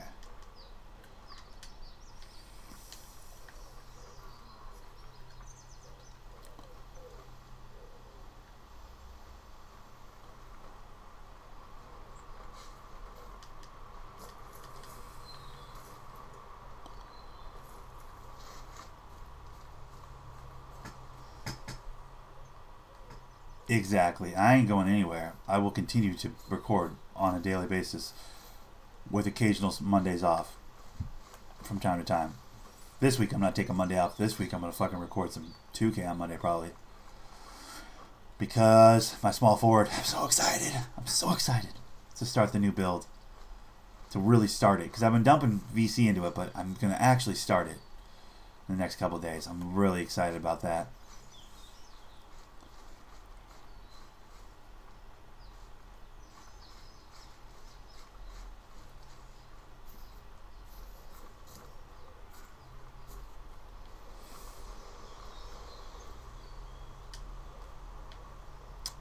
Roe deer? No, we're not doing roe deer. We're going after these buffalo that I shot. Shot one of them in the fucking head. Where'd he go? I've lost track of what I was doing with the buffalo. Oh, there's blood right there. Okay, we're going this way then.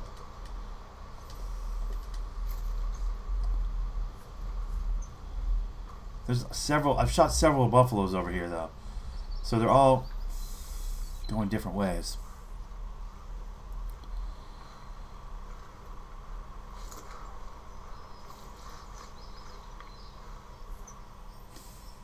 They're just separate buffaloes, I think.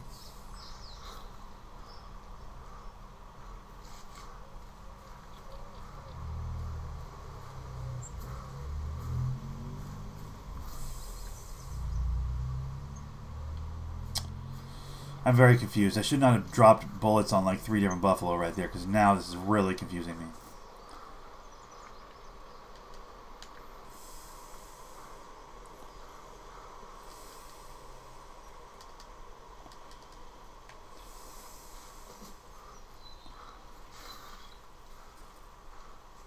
I don't get it. I'm just walking in a circle. Fuck all that. I'm out of here. Worst movie of all time, Trolls 2. No, it's actually probably The Room or whatever. No. What's that one with the... Hey, Mark. That one. What's that one? Is it The Room?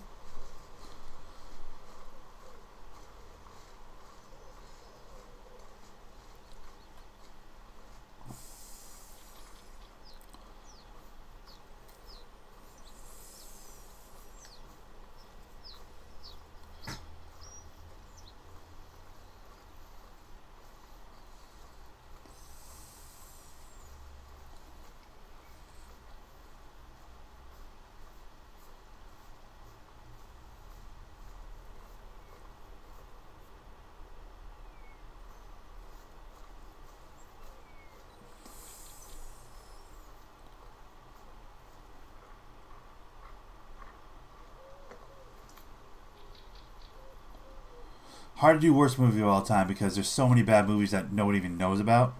Do you know what I mean?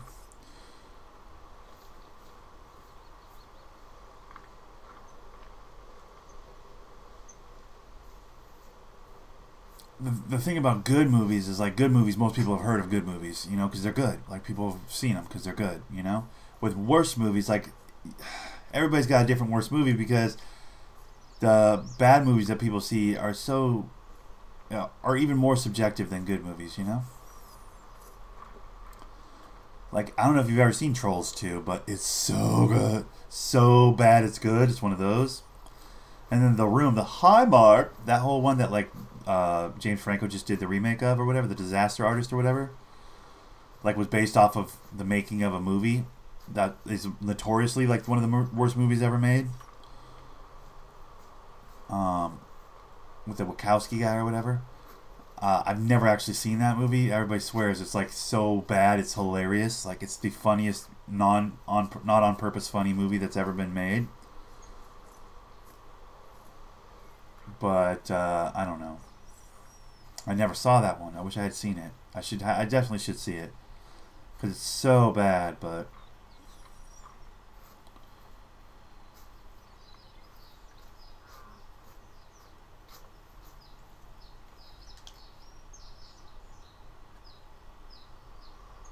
do I have a call for red deer?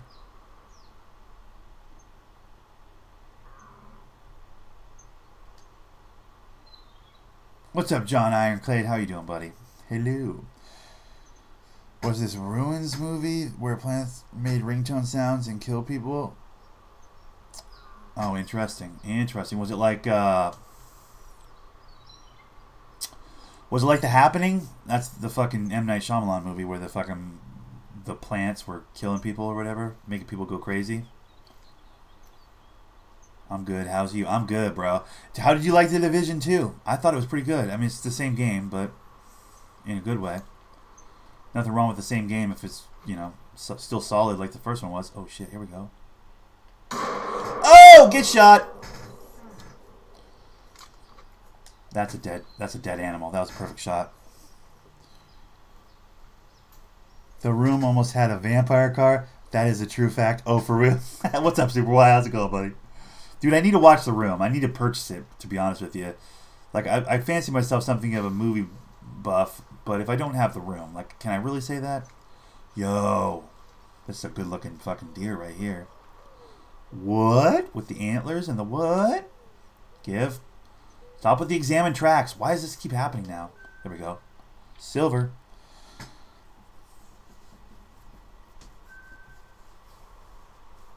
I like it, honestly. I'm looking forward to the 15th. Oh, is it this month? This 15th is when it comes out? Nice. I'm going to have to pick it up. Yeah, I'm picking up The Division 2, I've decided. It doesn't draw very well on my channel, but I can't worry about that.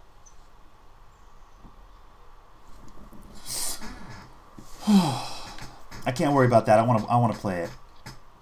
I can't always worry about how well it draws on the channel as far as views. I don't think people give a shit about Division 2.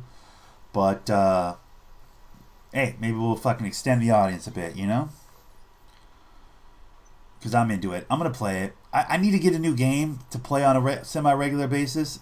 And that one's fun, dude. I enjoy it. I suck at it when I'm playing solo. Did you die a lot on the, what do you call it? Beta? On the beta? Because I was playing solo on the beta and I was getting my ass kicked. But that's probably just because I suck. But like, I was legit getting punched in the dick. It was rough. Also, you played for like 4 hours, John. Did you ever run into any attachments, bro? I feel like, where are the attachments? Is that just because it was a beta? Like, that was my favorite part, is the attachments on the guns and the different outfits and stuff.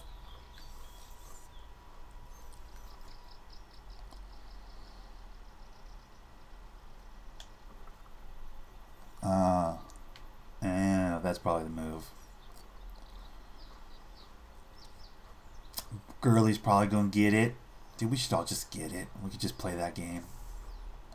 That's the move.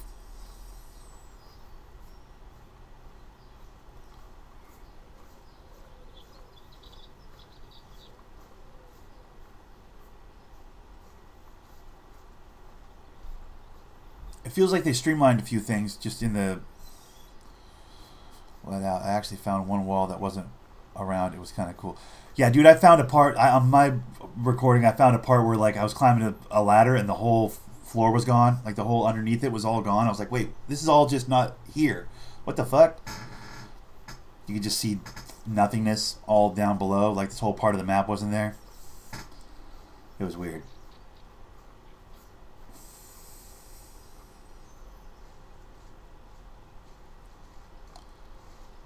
I'm hoping the attachments are as good as they were last time. I'm hoping that the different kinds of guns are as good as they were last time. I'm hoping that the gear pieces, like the sets, you know, you get the sets of gear pieces that give you extra stats and stuff. Like, I'm hoping those are just as good as last time. Because those things were all very cool. I think what I'll do is I'll buy the expensive version of Division 2, like the really good one that has like all the free stuff that's coming later. Because I feel like that's what was wrong with the first one for me. It was like I had to pay a second price for all the extra stuff that they added on that was really cool from all reports. So I want to make sure I have that up front, you know? Yeah. Okay, so probably the same spot.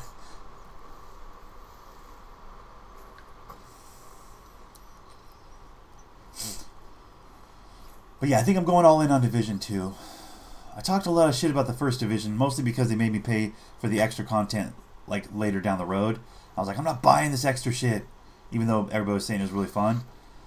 I'm going to just pay the big price up front, probably, and then hopefully I'll be able to get all the other down the road stuff for the Division 2. Oh, that's cool.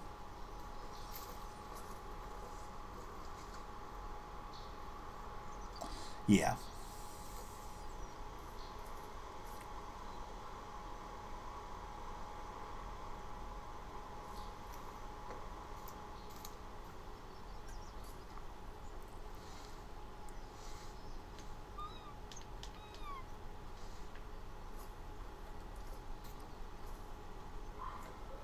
What was that? What was that? Ooh, hello. Hello. Oh, it's a red fox. Boo. Shut up, red fox. You big dummy. Alright. Elizabeth, it's the big one. Elizabeth.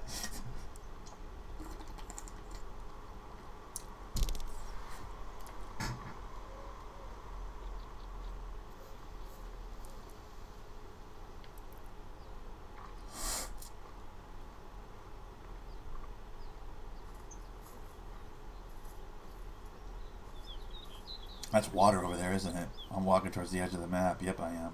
Knew it. Okay, I gotta go up this way then. Yeah, I bet you it'd be a lot more fun with friends, you know? The Division 2. I only played the beta by myself, and at 2 hours I got really bored. I got, like, unbelievably bored at 2 hours because I kept dying, and I was like, ah! And I know you can play with friends, but I didn't, and I was like, ah, I should fucking have a squad for this. Like, I bet you it's more fun when you can just wreck through instances and missions and stuff, you know, as a squad. I kept getting blindsided.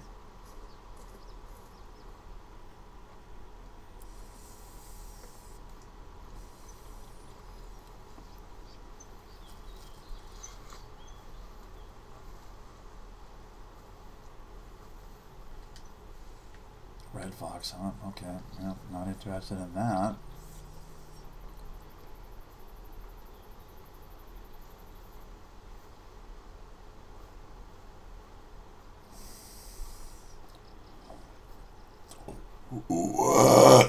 Ooh, excuse me.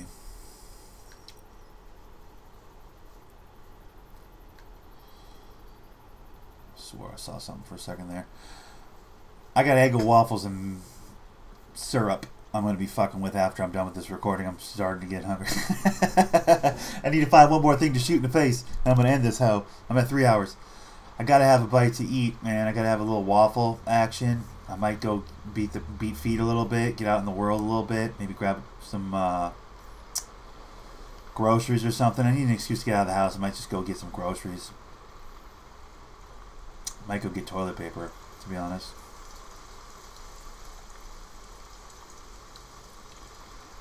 That might be the move.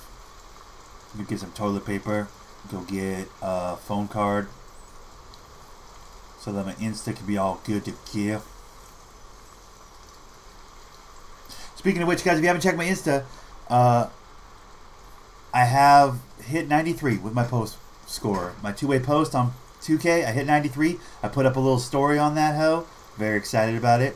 92 to 93, lightning. 93, I just hit it. That's the benchmark. I feel like once you hit the VIPs, you're good. I don't want to push any farther on that build, so I'm kind of putting them on the shelf. I hit the VIP 93, gold and red, super fancy, super proud of myself, and not playing with them anymore. Got to the level where I'm like bragging rights, and fuck you. Done with that guy. So from here on out, make no mistake about it, I'm playing with my small forward now. He's only like a 76 or some shit. He's not a 93, he's like a 76, but I don't give a shit. I'm going to have so much more fun playing with him right now. I guarantee I will. Because it's going to be difficult, it's going to be frustrating, but it's going to be fun. I'm going to learn to shoot. I'm going to become a shooter. Not a sharp, not a three-point shooter, but like a shooter, like a mid-range god. I'm going to find those spots on the floor where I'm effective. I'm going to play from the wing, which I've never played before. It's going to be fun. I'm in Detroit. Forget it. That's exciting too. So many exciting things. My 2K's just come up. It's going to get real exciting on 2K here in the next little while I'm building them up.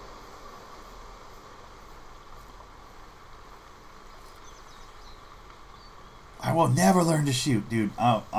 It's not about learning to shoot, bro. It's like I never found that to be a priority. It was not. As we head towards summer, I'm gonna need to have a player that can shoot, Paul. Because if I'm playing Park 3 days a week, not being able to be offensively proficient when I'm playing Park 3 days, like one day. Here's the thing: if you play Park if I'm playing Park just on Saturdays, then it's whatever. Not being able to score is not a big deal. Spend a few hours. What just happened? God damn it! Got it. We're good. Not being able to score is not a big deal for like 3 hours on every Saturday. Like, I'm just facilitating for teammates, letting Lights Out and you aim and Lifelong and whoever else, you know, Kyle Quick, whoever else, just go bananas, and then I just rebound and do whatever else. Like, that's fine once a week. If I'm playing Park 3 days a week, I want to be useful. You know what I mean? That's a lot of fucking recording time for me to just be hanging around watching other people score, you know? So I only have a few months until I start playing Park 3 days a week, and I need to get my new build up so that I can do more than just be on the team.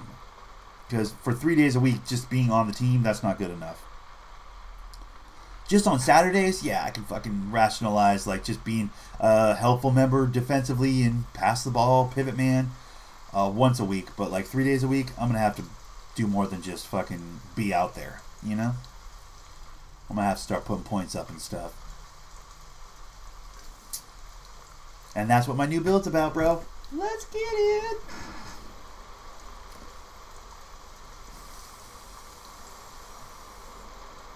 So now I'm on the clock, man. It's never been more important than right now. I'm going to be on the clock.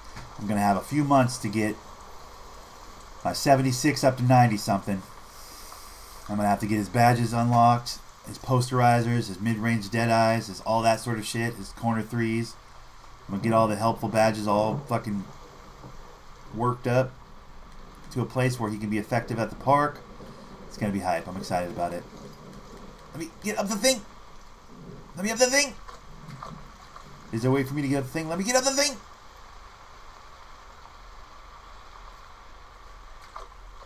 Nope. I don't want to play hard. Dinosaurs. I'm out.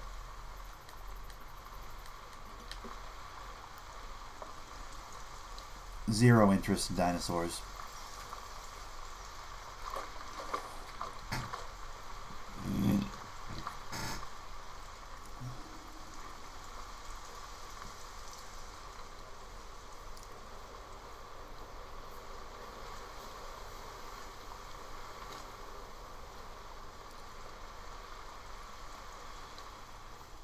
It's crafting and wandering and exploring. Yeah, there's a tether with multiplayer. So it's not really wandering. It's wandering if you guys will let me wander. I don't want to be tethered to anybody. And also, it's dinosaurs. And dinosaurs are for nerds. I'll give you the crafting, though. The crafting looks cool. But, yeah, the rest of it, nah. No deal.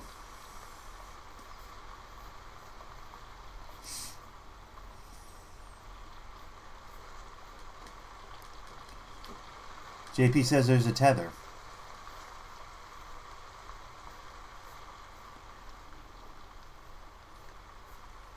So JP's a liar?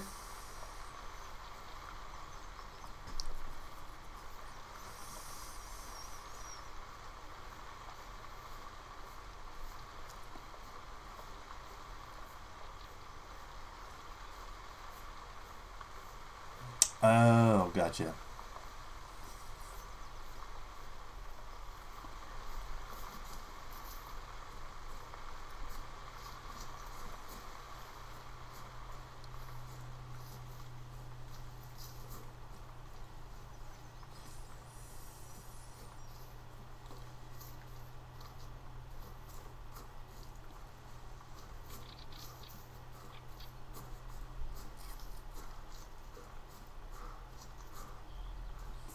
What's Maria's cabin about? What is this? Was I already over here? I feel like I was already over here. Let me in. Why does it feel like I was already over here on this broadcast? That's weird. Thanks for the entertainment, Nick. GG. Hey, later, Silver Fox. Appreciate you, bud. Have a great rest of your day, bud. Keep it gangster. Believe in yourself.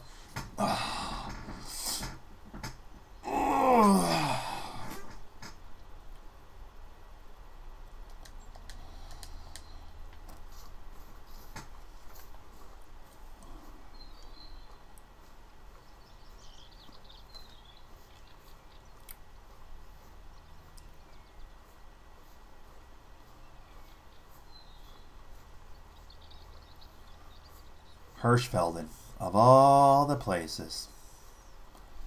You know what I mean? Of all the places.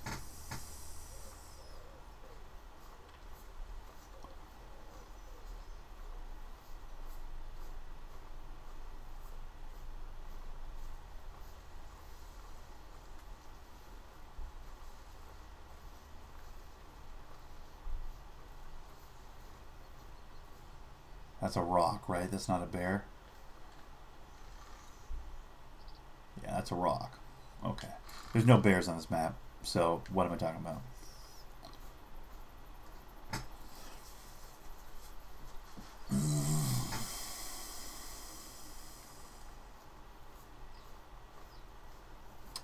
I will say this, the bison on this map, not that cool. They look kind of silly, if I'm being honest. A little bit silly.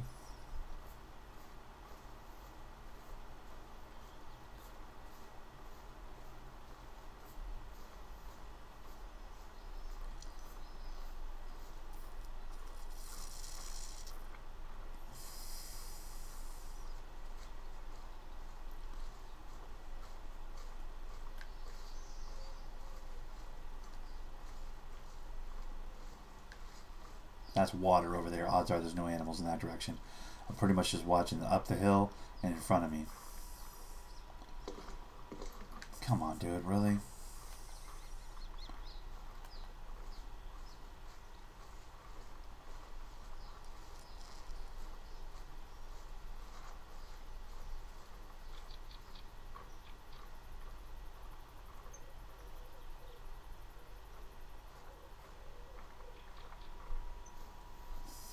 Part of me wants to go back over and see about that cornfield with the fallow deer when I started the broadcast on, because that bugs me that I haven't knocked down that cornfield. But I've gotten pretty far away from it now. Yeah, I probably want to do that. Let me see. Cornfields are right there, so the closest...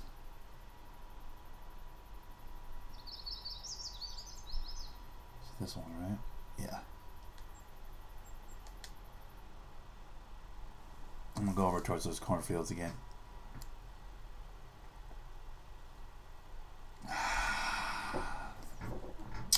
Delicious.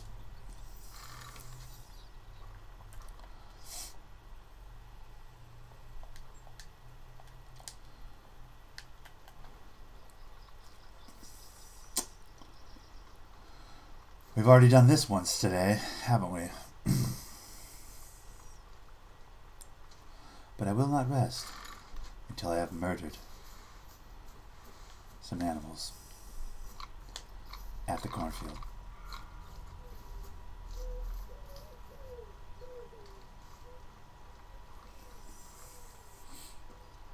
I need to kill fallow deer over here. Fallow deer over here. That much is completely clear. Gotta kill the deer. Gotta kill the deer. If I do, I'll jump and cheer. Gotta kill a deer. Gotta kill a deer.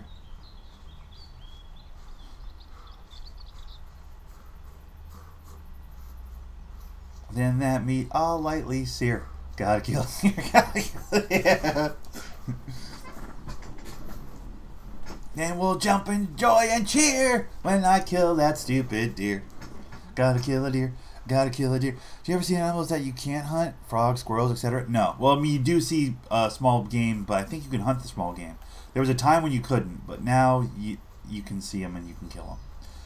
I think. Sometimes, back in the day, like, you'd see squirrels and that sort of stuff, and you'd shoot them, and it wouldn't give you anything. It'd just be like, you're just shooting them just to shoot them. But now, I think that stuff actually counts. Or at least the bunnies do. I know the bunnies do. They didn't before, but now they're like actual animals that if you shoot the bunnies, you get points and stuff.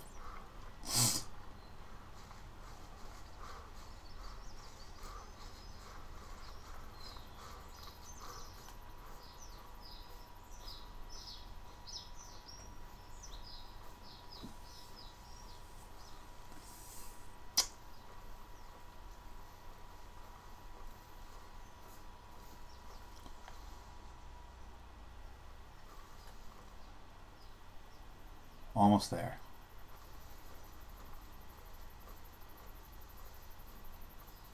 I don't want to spook any potential deer that are already in the cornfields. That's the ticket.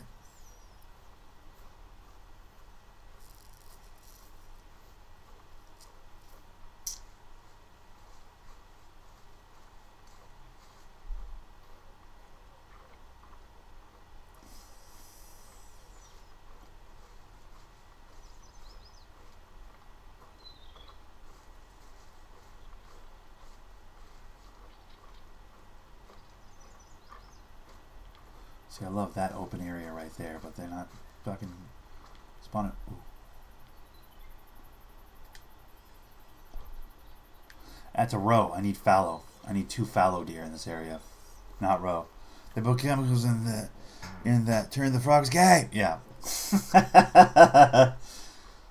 They experimented with hybrid dog, animal, humans. All right, Alex Jones, relax.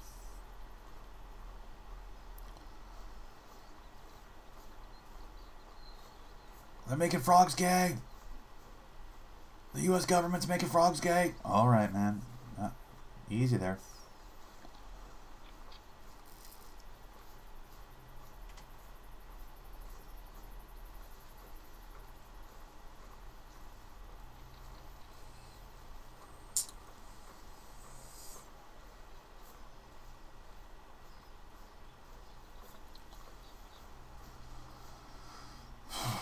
Okay, so this is fucking, I mean, you don't get any better than this. From this side here, I should have a good look at this whole cornfield. You don't get a better position than this.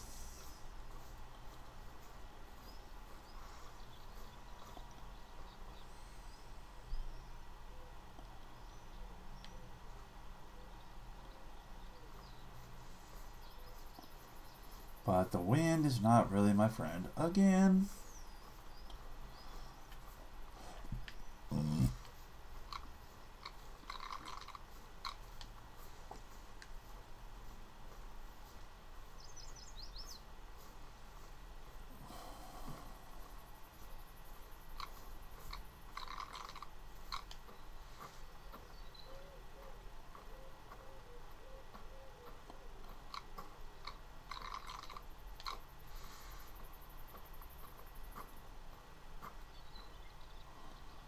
They should figure out what the ancient Greeks put in their water. I know, right? Wait, why? Wait, what? Wait, what? What? Wait, why? Why? What's wrong with the ancient Greeks? Paul, what did the ancient Greeks do, dude? Were they all about butt stuff or what?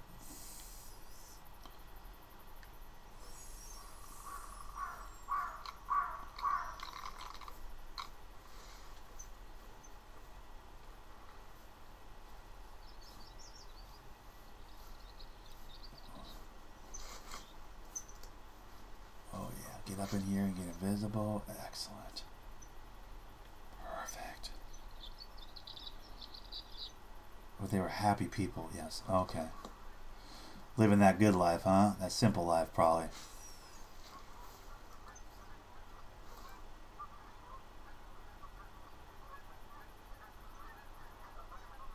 God, I wish I had my shotgun. Funk, funk, funk. I could just duck hunt the shit out them shits.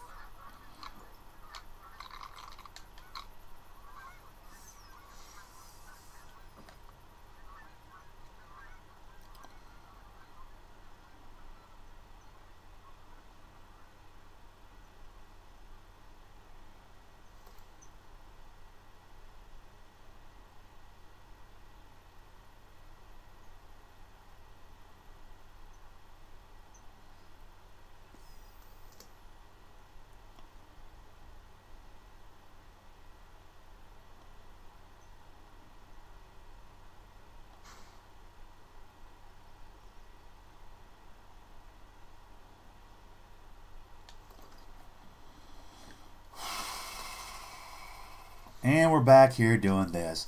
God damn it, full circle. Isn't it beautiful?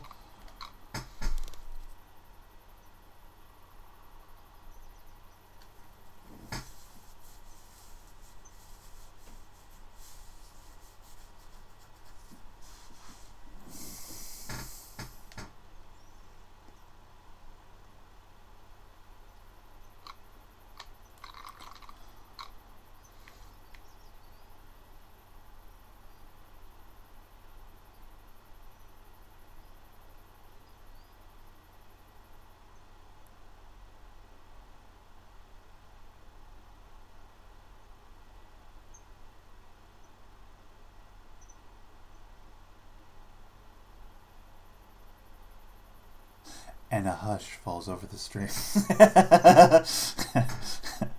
Where the fuck are you, man?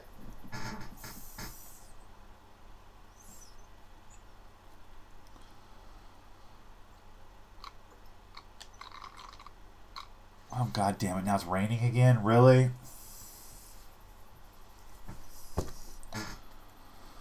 Why is it every time I come anywhere near these fucking cornfields, it starts to rain? Am I Native American and I didn't realize it?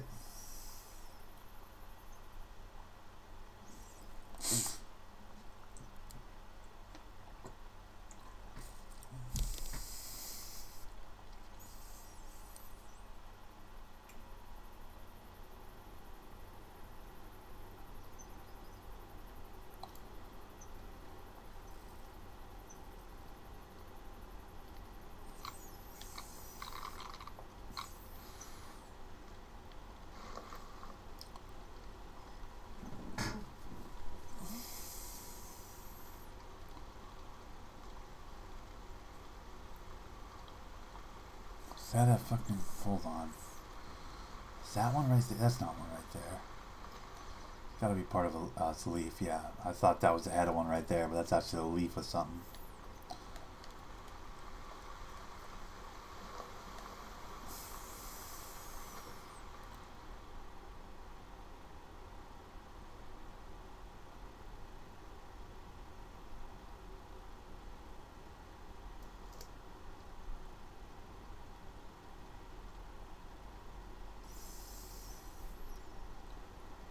Oh, this is exhausting. This will break my spirit. For sure.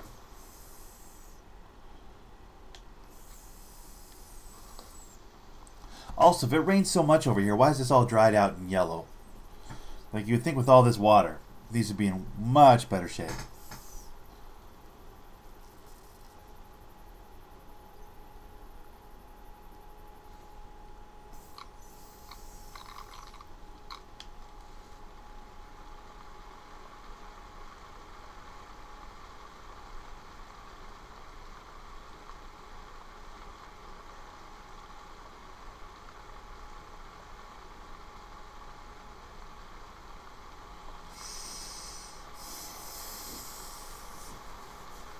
Like, I can't believe people do this. In real life, people do this. They spend time sitting in a place like this, like, waiting for that perfect opportunity to shoot something. It's like, bro, why would you waste all your day doing this? So dumb.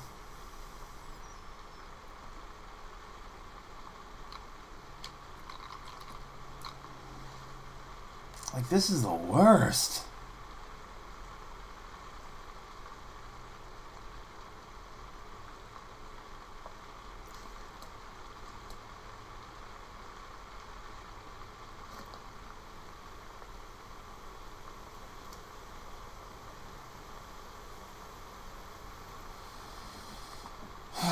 All right, I'm gonna call it here. I'm gonna call it here because I can't do this. I don't want to do this. This is boring.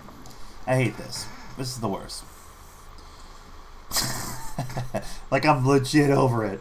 I gotta have some. I'm gonna eat some waffles and relax and watch some YouTube or some shit. I appreciate everybody showing up today and watching the broadcast. You guys are all the homies. For now though, like, comment, subscribe, do all the things you're supposed to do. You know how the game is played. Trying to grow my channel. Tell your friends, tell your mom. So I joined late. Yeah, you joined a little bit late, didn't you? But I will be recording some 2K later today with my small forward. I'm going to play some career mode with them. So keep your head on a swivel for that. That's going to happen. Damn, with the lightning. Easy. Jesus. For now, though, like, comment, subscribe, do all the things you're supposed to do. You know how the game's played. Trying to grow the channel. Tell your friends, tell your mom, tell your dad, tell your sister, tell anybody that'll listen that your boy Thundernick plays games. As always, happy gaming. This has been your boy, Thundernick. And for now, I'm out of here. Goodbye.